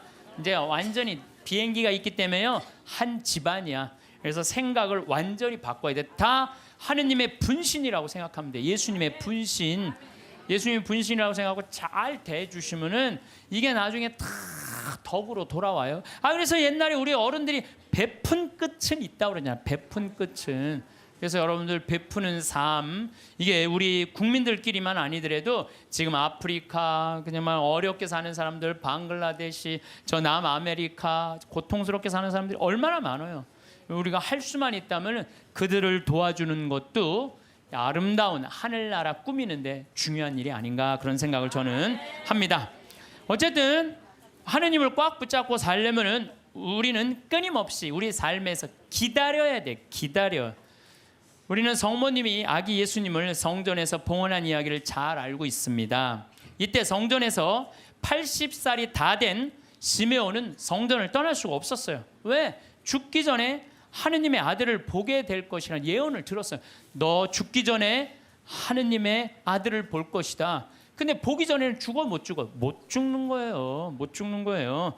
루카복음 2장 25절을 보면은요, 예루살렘에 시몬이라는 사람이 있었다. 이 사람은 의롭고 독실하며 이스라엘이 위로받을 때를 기다리는 이였는데 성령께서 그 위에 머물러 계셨다. 성령께서는 그에게 주님이 그리스도를 뵙기 전에는 죽지 않으리라고 알려주셨다. 그가 성령에 이끌러 성전으로 들어갔다. 그리고 아기에 관한 율법의 관례를 준수하려고 부모가 아기 예수님을 데리고 들어오자 그는 아기를 두 팔에 받아안고 이렇게 하느님을 찬미하였다. 주님, 이제야 말씀하신 대로 당신 종을 평화로이 떠나게 해주셨습니다. 제 눈이 당신의 구원을 본 것입니다. 이는 당신께서 모든 민족들 앞에서 마련하신 것으로 다른 민족에게는 계시의 빛이시오 당신 백성 이스라엘에게는 영광입니다. 한나라는 할머니도 84살이나 될 때까지 구세주를 기다려요. 성전을 떠나는 일 없이 단식하고 기도하며 밤낮으로 하느님을 섬겼다. 한나 역시 구세주를 두 눈으로 볼 수 있었어요. 이 사람들은 평생 성전 앞에서 누구를 기다리는 거야? 구세주를 기다린 거예요. 그리고 그냥 그 아기 예수님 완성되지도 않고 그냥 그 아기만 보고도 이 사람들은 큰 기쁨을 누릴 수 있게 된 거죠. 우리 신앙생활은요, 기다림의 연속이에요. 내 삶에 예수님께서 언제 문을 두드릴지 깨어 기다려야 한다는 거죠. 만약 여러분들 딸 중에 관연한 딸이 있어. 노처냐, 시집도 안 가고 44인데 44 시즌에 딱 들러붙어 있어. 하도 답답하길래 점집에 가서 물어봤어. 우리 딸이 언제 시집을 가느냐고. 그랬더니 점쟁이가 딱 하더니 저 동북 쪽에서 올해 사람이 올 것이라고. 동북 쪽이면 내가 사는 강원도잖아요. 강원도. 내가 사는 강원도 평창 사람이 올 것이라고. 근데 내가 음식점을 하는데 근데 이마에 점이 하나 있다. 그 남자가. 그럼 여러분들 집에 가게 먹으러 들어오는 사람마다 이마에 점 있는 사람 여러분 어떻게 볼 것 같아요? 혹시 저 사람이 아닐까? 혹시 어느 쪽에서 오셨어? 전라도. 전라도 아니구나. 동북 쪽이라고 그랬는데 혹시 어느 쪽에서 오셨어? 경상도 아니다. 혹시 어느 쪽에 오셨어? 나 평창에서 왔는데 혹시 이 사람이 아닌가? 여러분들 한 사람 한 사람마다 관심 있게 쳐다볼 것 같아? 안 쳐다볼 것 같아요? 쳐다보죠? 신앙도 똑같다는 거예요. 우리가요, 언제 하느님이 내 삶에 들어올지 몰라요. 그래서 그 만나는 내 삶 안에서 순간순간 하느님이 나에게 과연 지금 무슨 말씀을 하실까? 눈을 부릅뜨고 기다리는 게 신앙 생활이라는 거죠. 예수님께서 마태복음 25장 13절에 그러니 깨어 있어라 너희가 그날과 그 시간을 모르기 때문이다. 우리는 항상 깨어 있어야 돼요. 하느님을 꽉 붙잡고 사는 게 신앙생활이에요. 그런데 신부님 언제 오는 거예요? 근데 아니 꽉 붙잡고 있는데 언제 오는 거예요? 아니 예수님 어떻게 했어요? 막 내가 이제 좀 올 거다 그랬잖아요. 내가 니네들이 세상 돌기 전에 내가 올 것이다 그랬는데 왔어요, 안 왔어요? 제자들이 돌기 전에 안 왔잖아요. 그리고 막 제자들이 막 했는데 이 사람들이 막 한 3,000명씩 세례받고 그 예수님 금방 올 거야. 나는 그분들 감정을 충분히 이해를 해요. 막 예수님이 막 무리로 걷었지, 5,000명 먹였지, 기적을 얼마나 했어요. 그래서 죽었는데 또 살아났지. 살아나고도 그냥 보통이야. 막 벽 같은데 막 통과되고 막 정말 기가 막힌 걸 보여주고 승차 또 하늘로 쫙 올랐단 말이야. 그 예수님이 금방 올 줄 알았어요. 금방 올 줄 알고 자기 있는 땅 막 다 팔아갖고 제자들한테 다 갖다 주고 그랬어요. 막 그리고 또 자기네들도 금방 올 줄 알고 한 3,000명 다 나눠 먹고 완전히 천국과 같은 예수님이 금방 올 줄 알고. 또 왔어요, 안 왔어요? 안 왔어요. 1000년 때는 또 천년 왕국 온다고 막 이 예수님 지나고 1000년 때 막 얼마나 그런 게 많이 성행했는지 몰라요. 또 2000년 때 또 막 온다고 막 온다고 휴거 1992년 10월 26일인가 막 그날 막 한 2,000명인가 막 난 또 진짜 아니 그 사기 당하는 사람 아니 이거 너 저기 뭐 1,000만 원 내면 한 달에 92만 원 낸다는 거나 이게 다 동시에 3천만 하늘로 올라가는 내가 보기 똑같아요. 사기 당하는 건 똑같아요. 신앙의 사기도 많아요. 그냥 올라가지도 않았잖아요 그때. 그랬어요 안 그랬어요? 안 올라가. 2000년이 언제 오는 거야? 온다고 그러더니 예수님. 근데 예수님 안 왔어요? 예수님이요 매일 왔어요. 매일 오셨어요. 이 예수님이 이제 승천하시고 난 다음에 저기 제일 먼저 상징적으로 온 사람이 누구예요? 사도 바오로잖아요. 사도 바오로가 스테파노 죽을 때 어떻게 했어요? 옷을 들고 있었어요. 옷을 지키고 있었어요. 당시에 이 저기 뭐 사람을 죽이려고 그럴 때 옷을 지키고 있는 사람은요 가장 앞장서는 사람이래요. 그러니까 사도 바오로가 가장 앞장선 사람이야. 스테파노 돌 쳐 죽이려고 그럴 때. 그 다음에 다마스커스로는 아예 내가 그리스도인 잡아 죽이려고 아주 증명서까지 받고 갔어요. 근데 그냥 거기서 그냥 가는 길에 예수님이 한 대 때리죠. 라고 말해서 떨어져요. 떨어지면서 예수님이 뭐라고 그래요? 사울아 사울아 왜 너 나를 박해하느냐? 왜? 아니 당신 누구냐고. 네가 박해하는 그리스도인 예수다. 예수님이 우리를 분신으로 생각해야 안 해요? 여러분들 저나 다 예수님의 분신이에요. 그 사울이 3일 동안 눈 멀어갖고 이제 눈이 뭐 비늘 같은 게 떨어진다니 정신이 차렸잖아요. 예수님 안 오신 게 아니에요. 바오로 사도한테 왔어요. 재림하신 거예요. 재림하신 거예요. 그러니까 하느님의 섭리는 예수님 승천하고 끝난 게 아니야. 그때부터 성령께서 오신 거예요. 예수님 말씀대로 내가 가야 누가 온다? 성령이 온다 그랬잖아요. 내가 가야 성령이. 그러니까 성령이 온 세상에서 활동하고 계셔. 그리고 내가 베네딕토 아니야. 베네딕토. 우리 베네딕토 성인 480년 전에 이 수도원에 기초를 놓으신 분 아니야. 근데 이 베네딕토 성인이 하도 그 저기 막 수도원 규칙을 세게 하고 반대하는 신부가 저기 베네딕토 성인이 수비학고라는 곳에 거기서 이렇게 바위에 들어가고 기도했거든요. 거기다 독을 타요. 독을 타갖고 빵 내리는데 그 까마귀가 갖고 날아가요. 그러면서 아 내가 저분을 하느님이 돌보는 분은 그래요. 하느님의 섭리는요 매 순간 있어요. 내가 이번에 그 저기 뭐야 이 저기 나폴리에 갔어요. 거기에 주교님이 성인이면 야누아리우스라는 주교님이야.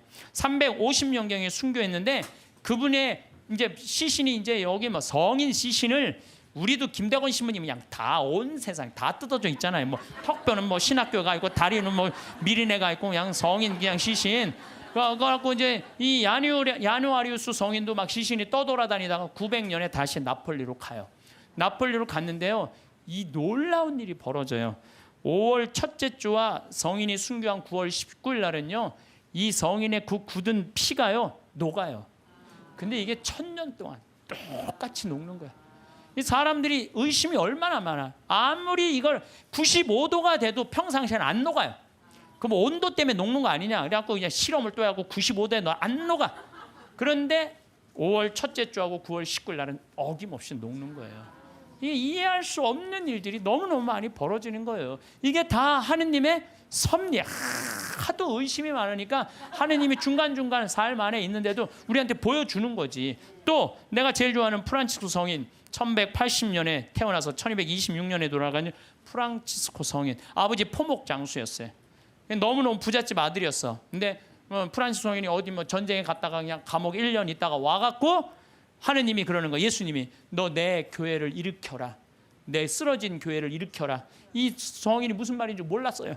그래갖고 일으켜라. 내가 가난한 사람 도와주라는 얘기인가 보다. 아버지 포목 그 옷 훔쳐다가 가난한 사람 다 나눠줘요. 가난한 사람들 다 나눠주니까 아버지가 어떻게 해요?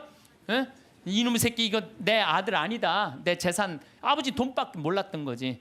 그래갖고 그냥 그 주교 앞에서 저기 뭐야 내 아들 이거 아들 안 하는 걸로 그랬더니 프란치스코 옷을 다 그 유명한 장면 있잖아요. 옷을 완전히 벗어서 아버지 앞에 주면서 오늘부터 내 아버지는 하느님이라고.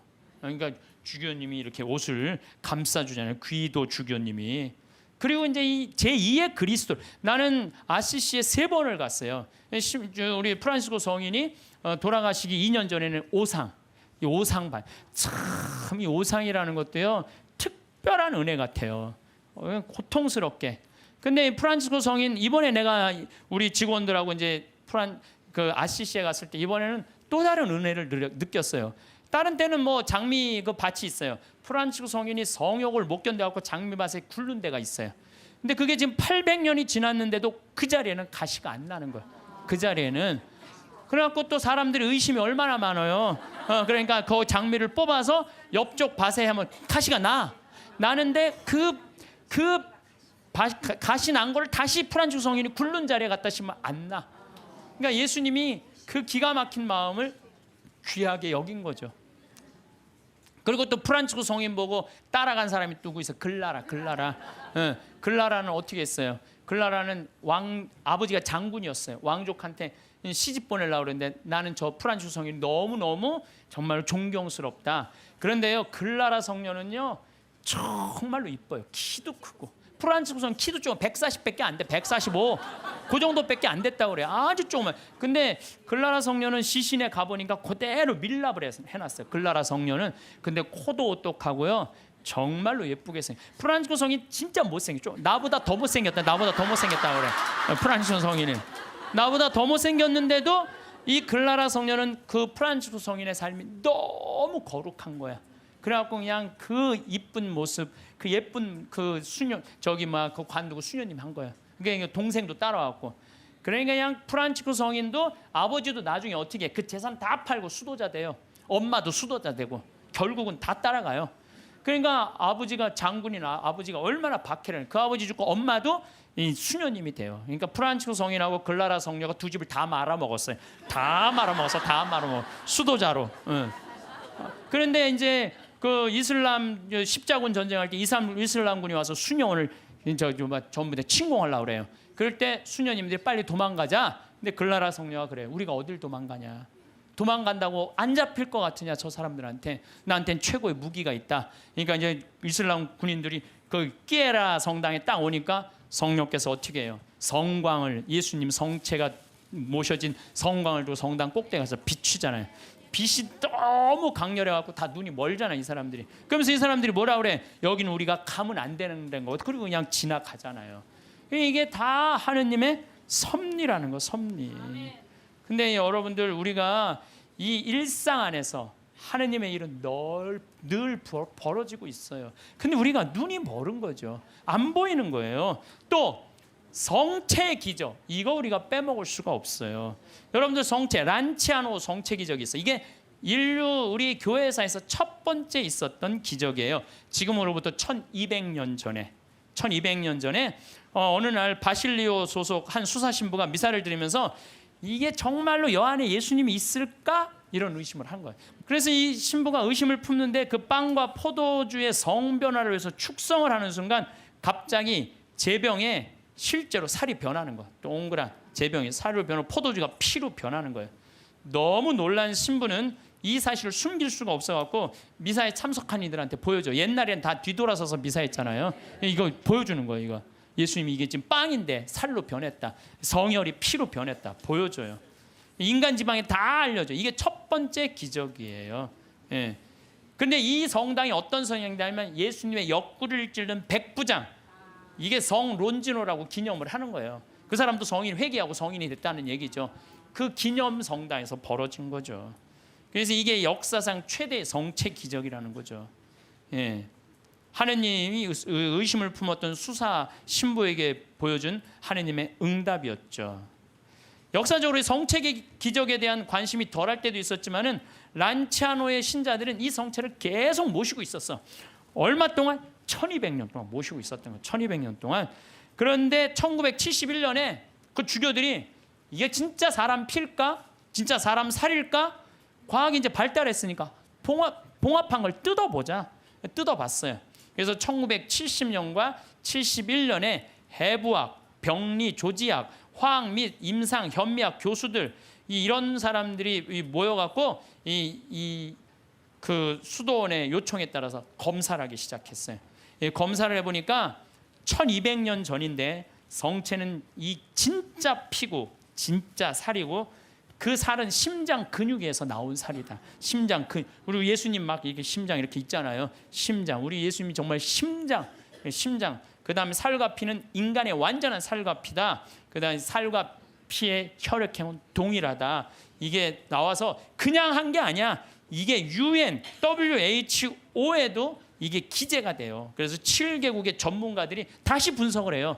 그러면서 이거는 도저히 인간의 그다음에 이 보통 평범한 걸로는 벗어난 거다. 인간이 설명할 수 없는 이건 기적이다. 그래서 성체의 신비 이게 매 미사 때마다 일어나는 거죠. 또 이게 이제 800년에 벌어진 건데 1263년에 독일의 신부, 이 신부도 또 의심한 거야. 베드로 신부. 순례를 가던 중에 볼로냐라고, 이것도 이탈리아예요. 그런데 경건한 신부였는데도 불구하고 축성된 면병 안에 그리스도께서 실제로 계시다는 걸 믿기가 어려웠던 거예요. 경건한 신부였는데도. 그러니까 여러분들 의심하는 건 나도 이해도 돼요. 경건화되는데도 이러네요. 경건화되는 대로. 그런데 이가 순교자 크리스티나 무덤 위에 세워진 성당에서 미사를 거행하고 있는데 축성을 하자마자 축성된 면병에서 피가 흐르기 시작한 거예요. 그래서 신부 손가락을 적시고 제대와 성체포를 다 흘러내리죠. 그래서 신부는 당황을 하죠. 근데 당시 교황 우르바노 4세가 그 근처에 와 있었어요.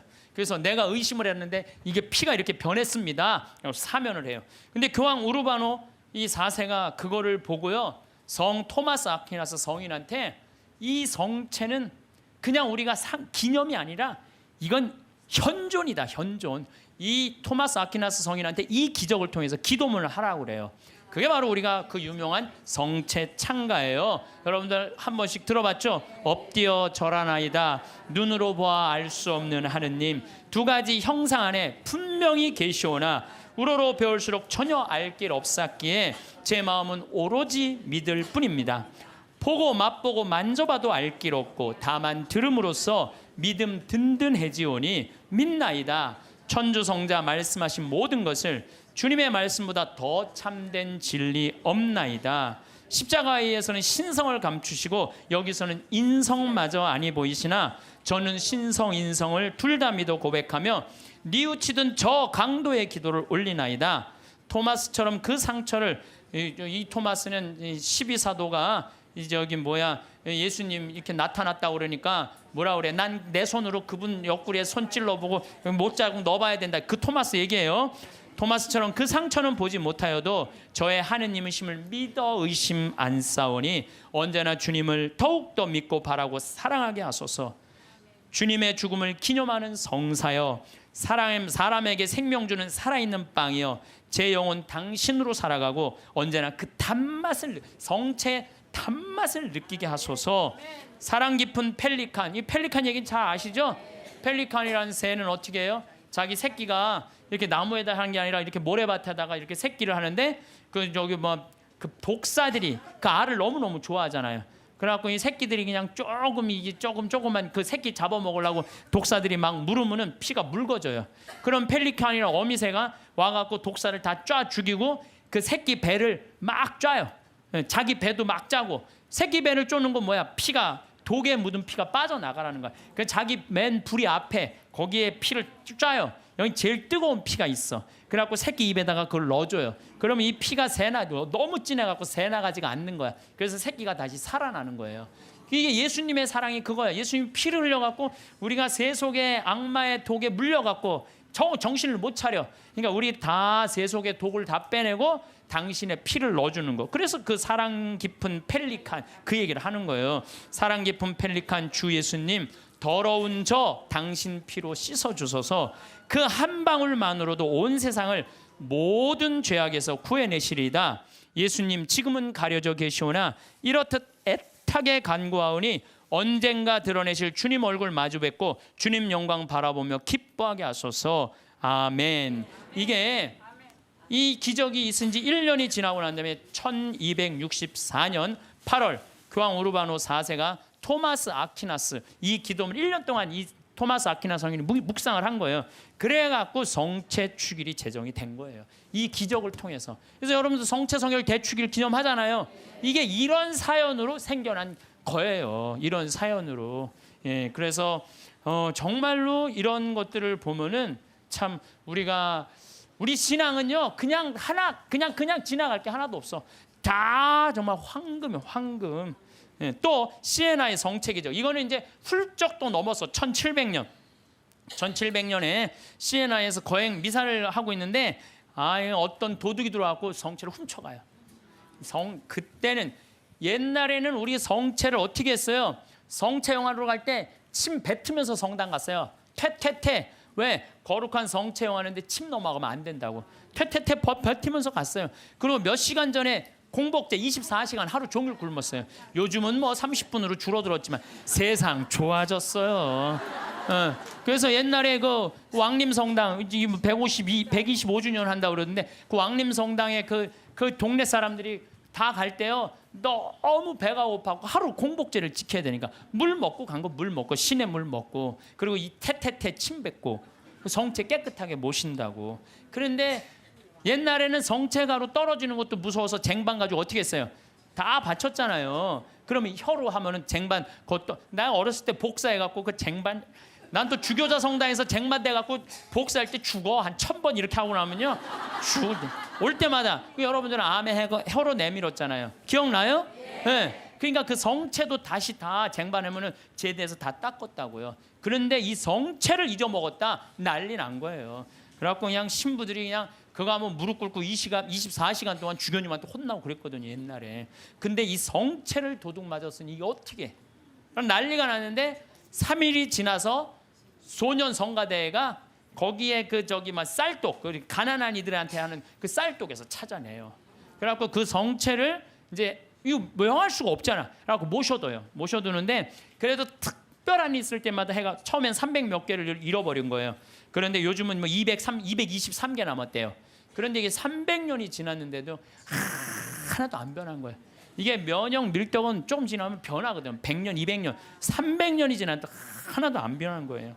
이게 바로 하느님의 아니 그냥 매일 하느님의 섭리는 벌어져. 여러분들 맨날 성체용하는 거 맨날 살아있는 예수님 용하는 거예요. 그게 매일 하느님이 어디 있는 거야? 왜 안 오는 거야?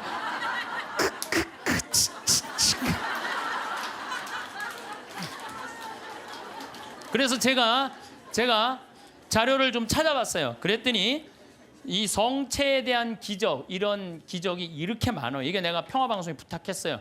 이거 전부 쫙 자막으로 좀 내리라고. 이 참 많은 나라에서 많은 지역에서 성체, 빵이 살로 변한 기적들이에요. 이게 전부 다. 그러니까 얼마나 답답했으면 예수님이 그렇게까지 했겠어요. 얼마나 믿음이 이게 저기 이 정말 없는 백성들 예수님이 그렇게 해서 믿음을 강조한 거예요. 그래서 여러분들은 하느님은요 그냥 뭐 어디 멀리 있는 게 아니라 내 삶 안에 지금 이 자리에서 현존하시는 분이 하느님이라는 거예요. 그리고 내가 제일 좋아하는 성모님, 우리 성모님 발현 봐봐. 과달루페 성모님. 과달루페 1531년 12월 9일 57세 요한 디에고한테 나타나잖아요. 그래갖고 내 성당을 져라. 그러니까 주교님한테 가서 얘기하라고 그러잖아요. 주교님한테. 그래서 주교님 성당을 지뢰는데요. 그러니까 주교님 미친놈 취급하잖아요. 여러분들도 저기 남반산 가는데 성모님이 나타나갖고 여기 염주교님한테 그 성당 남산에 지라고 들었어요. 그래갖고 염주교님한테 저 성당 지뢰는데 그럼 여러분들 바로 어떻게 할까요? 꽃꽂은 여자 치고 바로 하잖아요. 꽃꽂은 여자.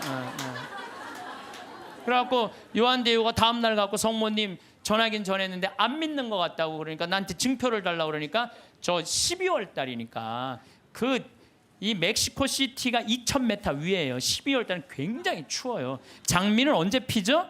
6월 달에 피잖아요. 장미는 아주 더울 때. 사실은 여러분들 장미는요 3월 달에 4월 달에 뭐 개나리, 진달래, 뭐 벚꽃, 철쭉 다 떨어지고 난 다음에 6월 달에 피는 게 장미예요. 제일 더울 때 피는 게. 근데 12월 달에 장미가 핀 거예요. 산꼭대에 올라가 보니까. 그러니까 그냥 이게 너무 좋아갖고 그냥 장미를 이 망토에 딱 해갖고 갔는데 그 망토에 성모님이 새겨졌잖아요. 그게 바로 과달루페 성모님이에요. 근데 1500년이니까 지금으로부터 550년 전 사건, 450년 전 사건이잖아요. 근데 내가 또 과달루페도 갔죠. 과달루페 갔는데 성모님이요 이뻐도 아니 진짜로 진짜 그 기적의 그 성모님 그 망토가 그대로 모셔져 있어요. 또 어떤 사람이 저것 때문에 8년 만에 800만 명이 다 세례를 받은 거예요. 1531년 이 성모님 때문에. 그러니까 그리고 그냥 아메리카가 다 이게 뭐예요? 아메리카가 다 선교가 된 거 아니에요? 그러니까 그냥 폭탄을 던져요. 그래갖고 지금은 교황청에서 방화 유리로 딱 막아놨어요. 방화 유리로 보내갖고. 그런데 쫙 보면은요 그 성모님이 사진에 보면은 엘리베이터로 가게 돼 있어요. 우리가 걷는 게 아니라 엘리베이터 딱 쓰면 쫙 지나가는 성모님 쫙 보면 엘리베이터 세 개에 왔다 갔다. 그럼 또 뒤에 앞에 가고 쫙 가고 쫙 가. 이렇게 보면은요 정말로 아름다워요. 성모님이 참 아름다운 것 같아. 그래서 그 성모님 발현 또 이 루르드 1858년 2월 10일부터 7월 16일까지 막 벨라데테한테 나타나 갖고 그 1854년에 무염시태의 어머니가 반포가 돼요. 원죄 없이 잉태된 성모님.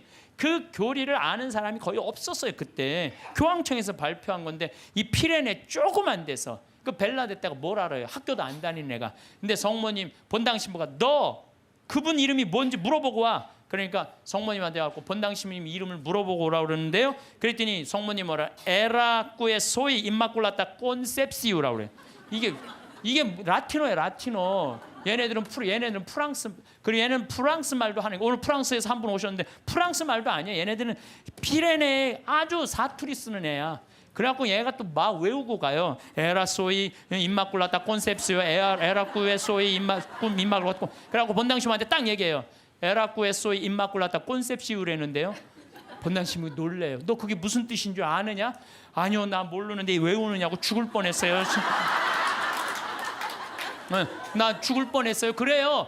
아니 벨라데테가 진짜로 그래. 난 무슨 뜻인지 몰랐는데 계속 외우면서 왔다는 거 안 까먹으려고. 본당 신부가 이거 성모님의 발현이구나. 그래서 그 루르드에 거기에 뭐 목발 3,000개, 막 5,000개 이제 그 목발 다 쳤어요. 의미가 없다는 거예요. 이 기적은요 매일 일어나고 있어요. 우리가 눈이 멀어서 못 보는 거죠. 눈이 멀어서. 또 그 유명한 파티마 1916년에 천사 세 아이한테 나타나갖고 너희들 열심히 기도하라. 중요한 분 만날 테니까. 그래서 1917년 5월 13일부터 10월 13일까지 성모님이 매일 그날 나타나잖아요. 프란치스코 히아친타 루시아. 그것도 나이도요 많지도 않아. 8살, 9살, 6살짜리 아이한테. 그래갖고 러시아의 회개를 위해서 기도하라고 그러잖아요. 나는 내가 포르투갈에 가서 정말 어처구니가 없더라고요. 왜 어처구니가 없느냐면은 포르투갈은 유럽의 맨 끝에 있어요. 거기 나가면은 거기 바다야, 바다. 파티마는 거의 맨 끝에 있어요. 그러니까 콜럼버스가 거기 나가면 죽는 줄 알고 있던 사람들 거기 맨 끝에 있는데 러시아는 포르투갈을 지나고 스페인을 지나고 프랑스를 지나고 독일을 지나야지 러시아가 있어요. 근데 얘네들이 뭐라고 그러냐면 메시지를 받아갖고 러시아 회기를 위해서 기도하라고 얘기를 해요. 기가 막힌 거죠. 그 깡촌에서.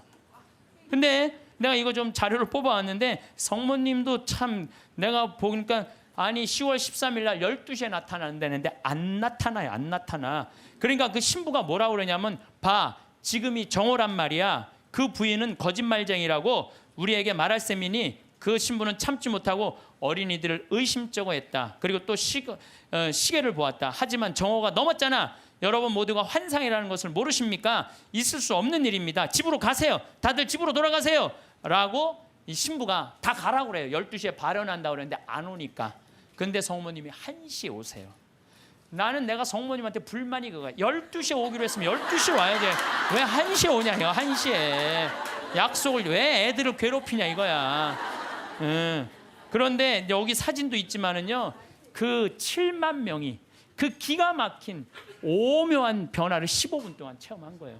15분이 지나고 난 다음에 이틀 동안 진흙이 됐던 땅이 완전히 마르고 7만 명 젖은 옷이 완전히 마르는 정말로 기가 막힌 사진 기자들도 다 있어요. 사진도 다 있고 이런 하느님의 분명한 증거들이 있는데도 불구하고 하느님이 언제 오는 거야? 어디 있는 거야? 이러니 얼마나 답답하냐 이거예요. 그런데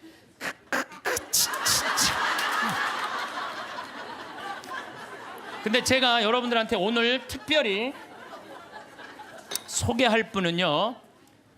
과달루페 성모님도 아니고 루르드 성모님도 아니고 그 다음에 파티마 성모님도 아니에요. 오늘 여러분들한테 특별히 소개할 성모님은 르완다 성모님이에요. 르완다 성모님은 1981년 11월 21일 고등학교 16살짜리 여자의 알퐁신 무무레케라는 애한테 발현을 하세요. 르완다라는 나라는요. 제가 이번에 잠비아 가면서도 자세히 봤어요. 정말로 키베오 호수라고 아주 조그만 나라. 르완다는 1992년 3, 4년에 100만 명 학살한 그렇게 해서 여러분들 들은 나라예요.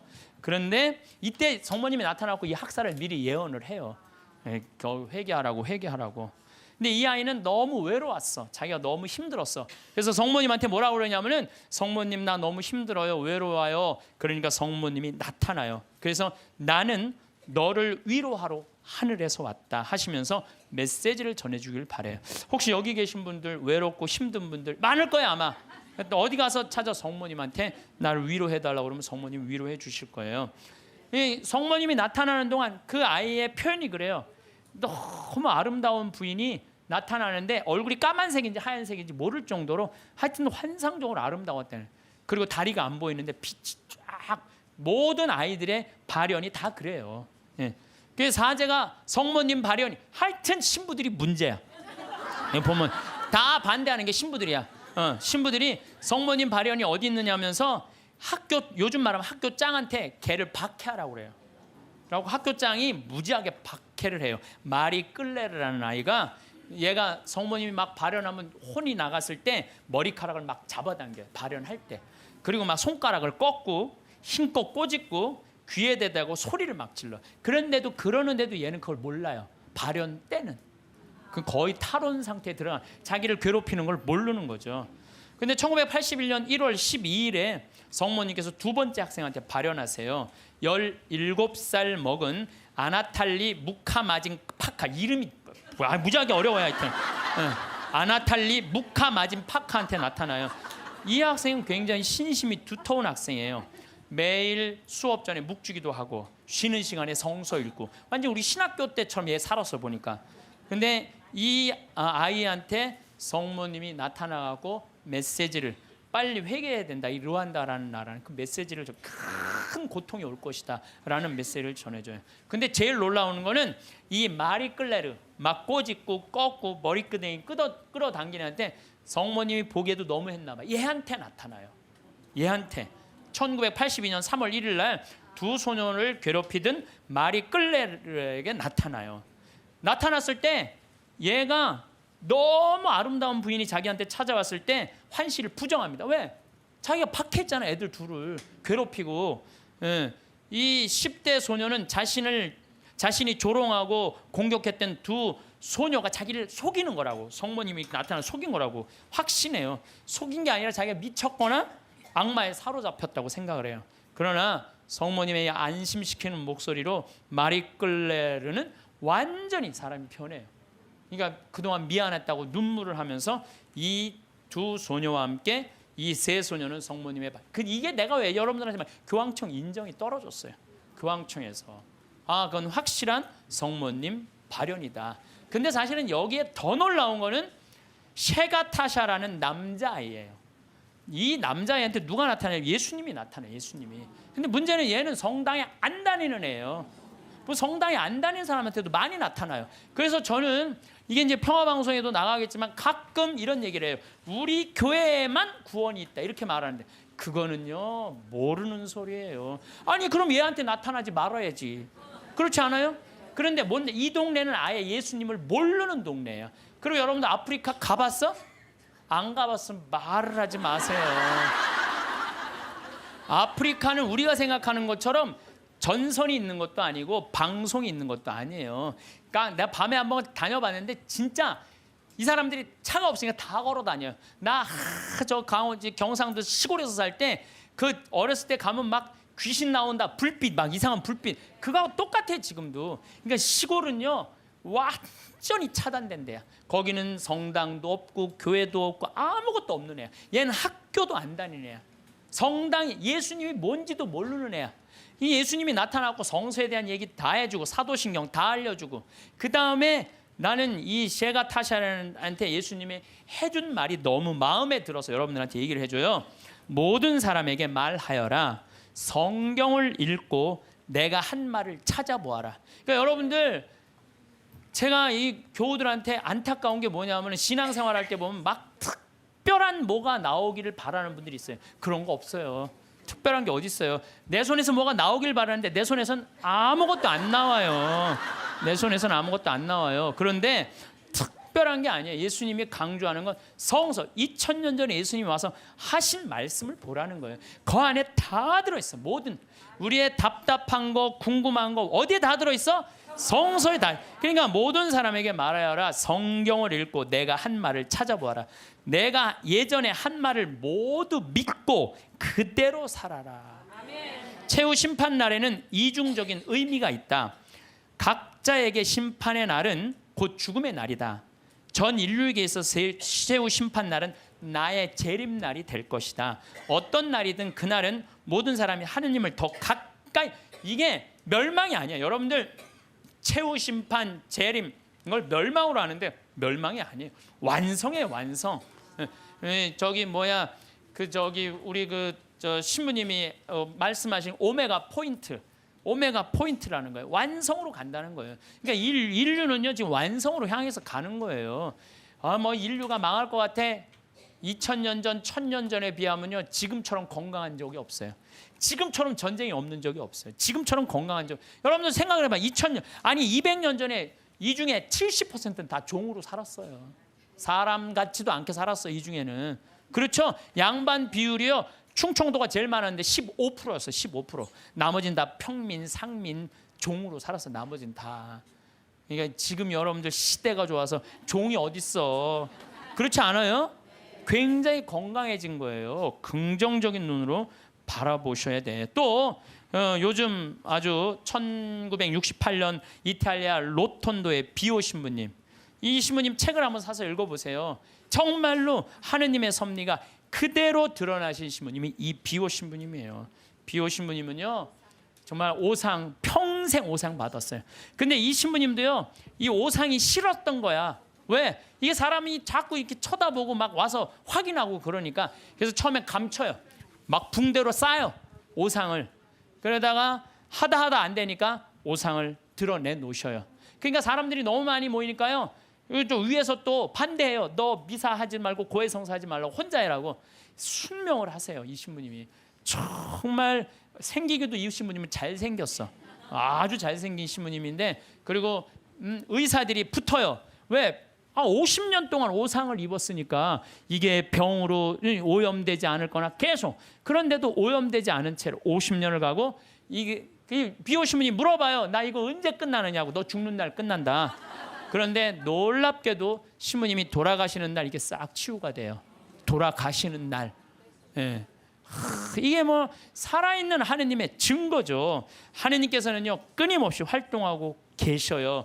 우리가 깨어 눈을 부릅뜨고 하느님의 활동을 기다리지 않아서 그렇죠. 시메온처럼요 애절한 마음으로 하느님의 손길을 느끼려고만 한다면 수도 없는 하느님의 섭리를 여러분들은 느끼실 수 있을 거예요. 아 좋아, 내가 지금 오늘부터 하느님하고 살 거야.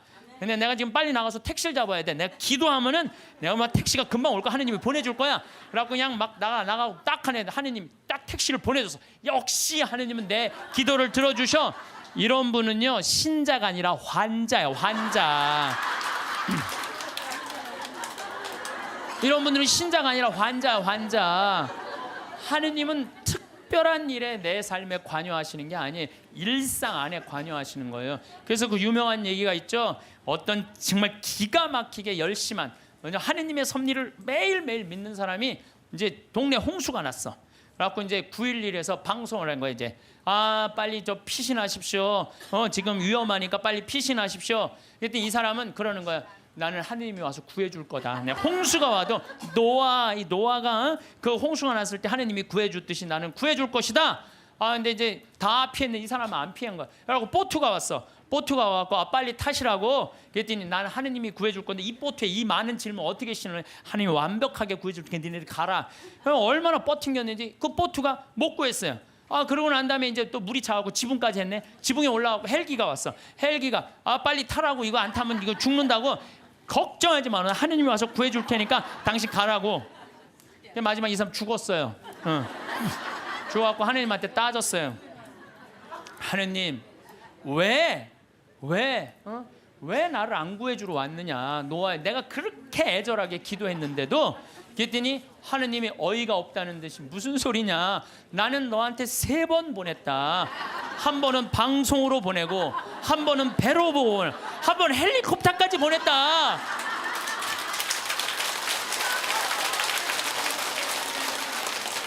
하느님을 만나는 일은요, 어떤 대단한 기적이 일어나는 게 아니에요. 그냥 일상 안에서 내가 즐거우면 되고, 내가 행복하면 되고, 내가 이웃을 사랑하고, 정말로 오늘 하루 정말 감사하고 즐겁게 사는, 그게 기적인 거예요.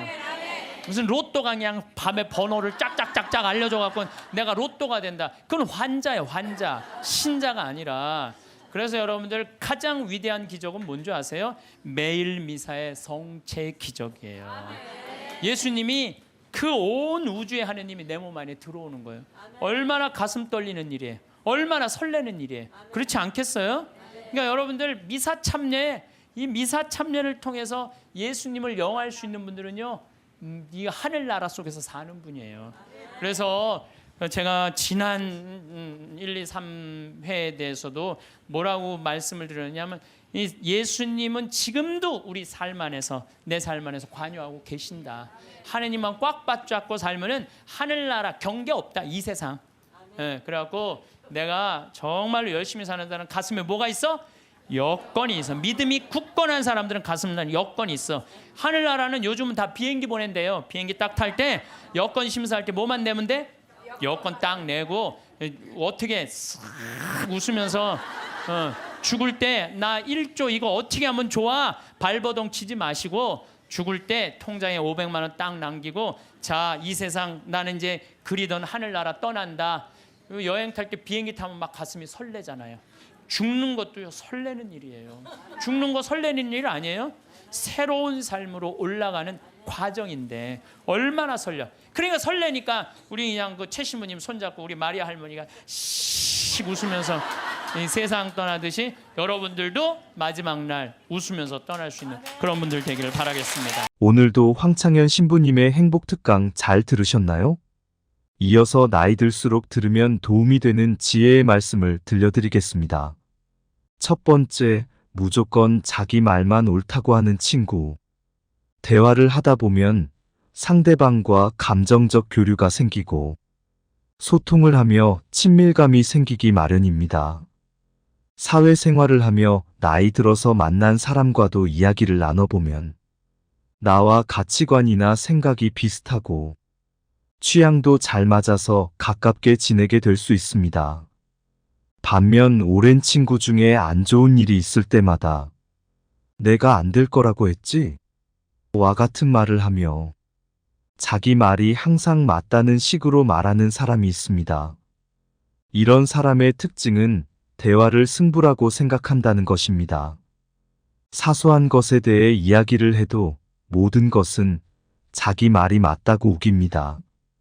또한 상대방과 대화를 할 때 가르치려 들고 연설하듯 하며 자기 말만 하려고 합니다.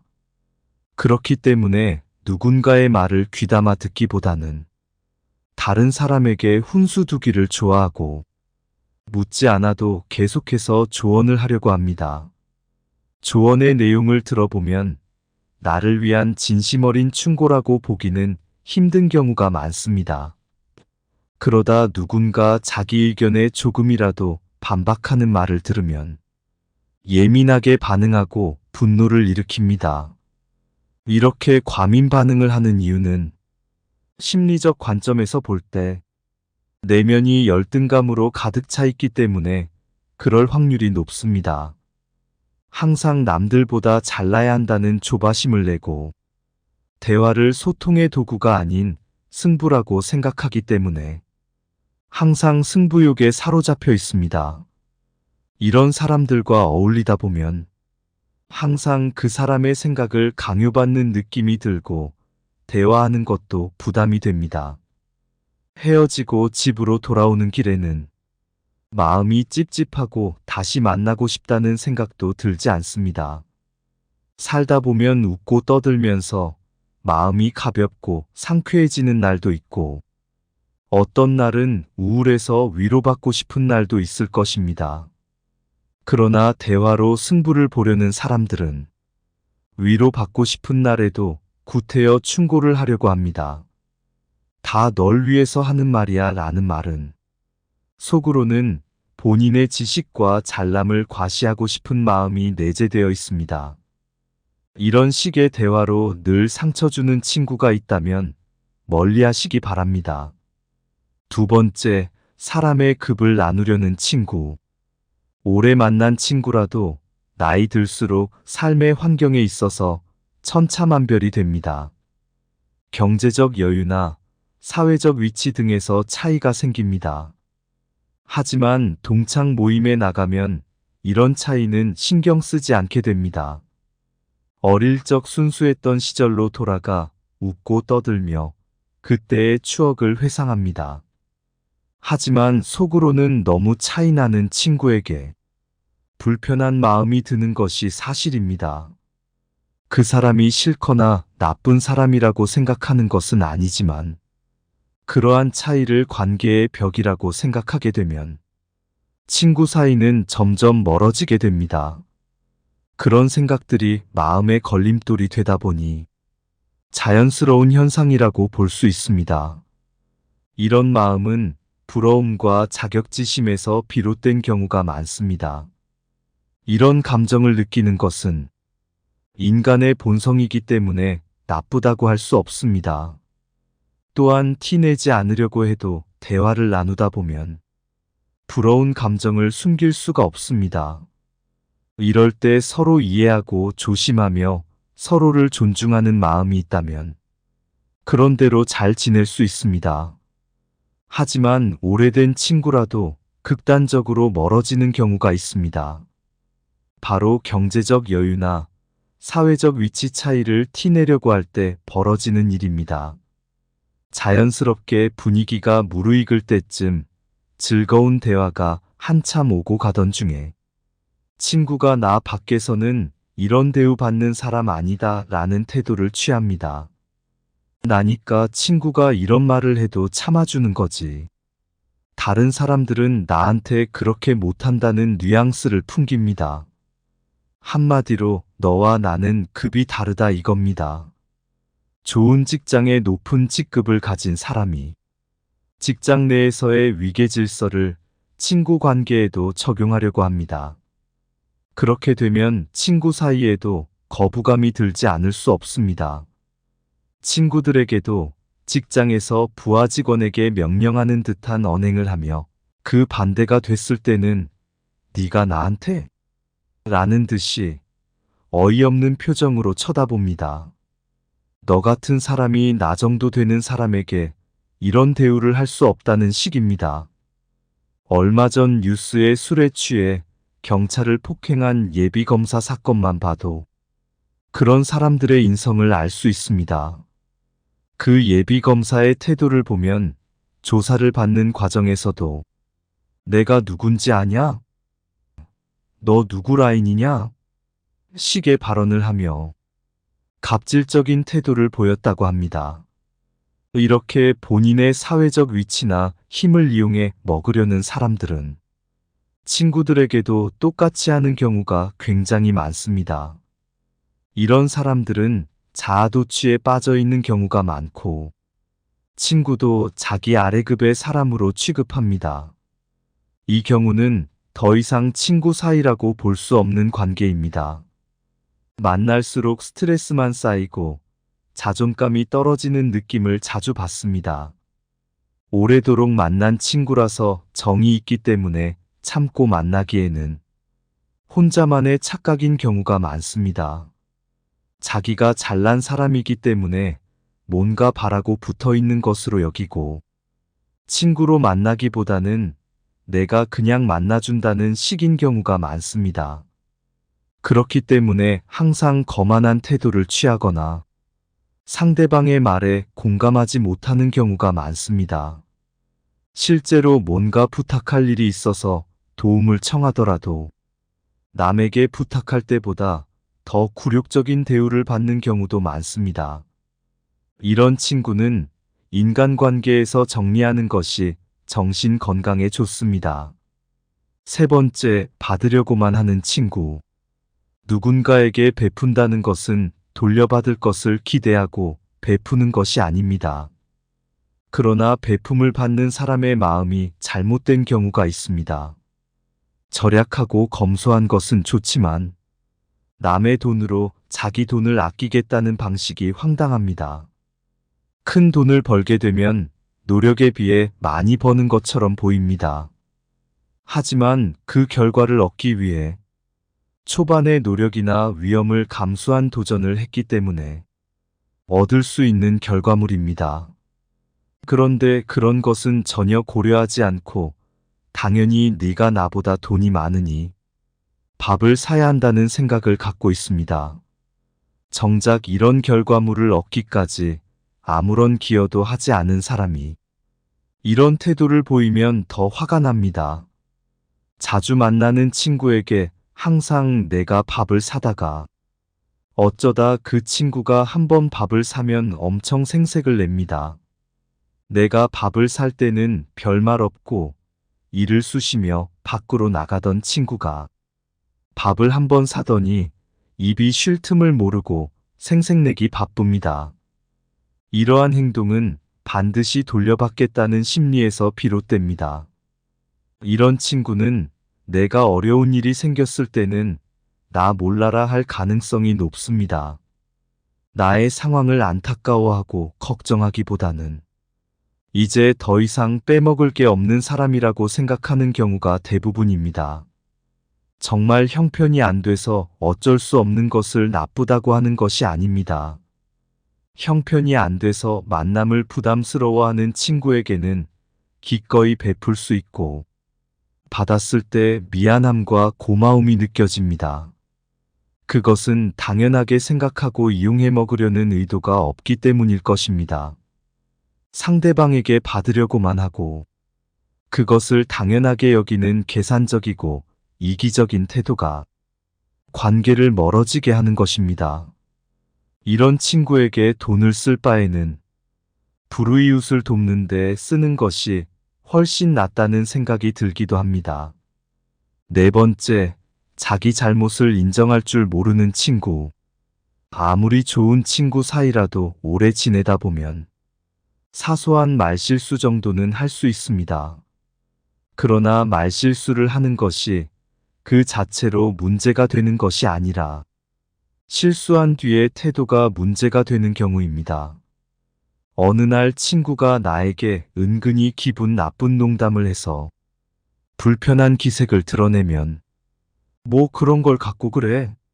라는 식으로 오히려 속 좁은 사람 취급을 합니다.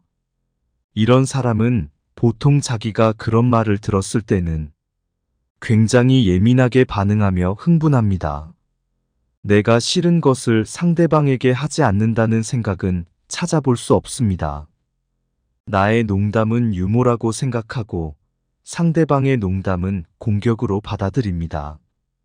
그렇기 때문에 자기는 유머러스한 사람이라고 생각하고 상대방은 무례하고 선 넘는 사람으로 취급합니다. 이런 태도는 자기 잘못은 인정하지 않고 모든 것을 상대의 탓으로 돌리는 마음에서 비롯됩니다. 잘못된 것을 고치는 것의 시작은 잘못됨을 아는 것에서부터 시작되고 잘못을 인정하는 것이 고치려는 마음이 됩니다. 자기 잘못을 인정할 줄 아는 친구들은 실수했을 때 미안해 할 줄 알고 앞으로는 같은 실수를 하지 않으려고 노력합니다. 그런 사람들은 어떤 분야에서도 인정할 줄 모르는 사람에 비해 상대적으로 발전적인 경향을 보입니다. 완벽한 사람은 없습니다. 그러나 완벽하지 않음을 인정하고 발전해 나가는 사람은 어딜 가나 환영받고 그 사실을 인정하지 못하는 사람은 시간이 지날수록 현실에 안주하거나 오히려 퇴보하며 그 탓을 남에게 돌리는 경우가 많습니다. 아무리 오래된 친구라도 계속해서 나에게 해를 끼친다면 끊어낼 줄 알아야 합니다. 세상에는 아름답고 좋은 것들도 많지만 우리에게 주어진 시간은 한정적이기 때문에 나의 감정을 억누르며 만나야 하는 관계가 있다면 때로는 관계를 끊음으로써 시간과 감정을 낭비하지 않을 수 있습니다. 어쩌면 걱정했던 것과는 달리 속 시원하고 오히려 삶이 편해지는 경험을 하게 될지도 모릅니다. 사람에게 지나치게 집착하고 시달릴 필요는 없습니다. 나와 맞는 사람이 있고 맞지 않는 사람도 있습니다. 그 중에 누가 나쁘다고 할 수도 없습니다. 다만 나와 맞지 않는 관계를 지속하기 위해 나를 계속해서 희생할 필요는 없다는 것입니다.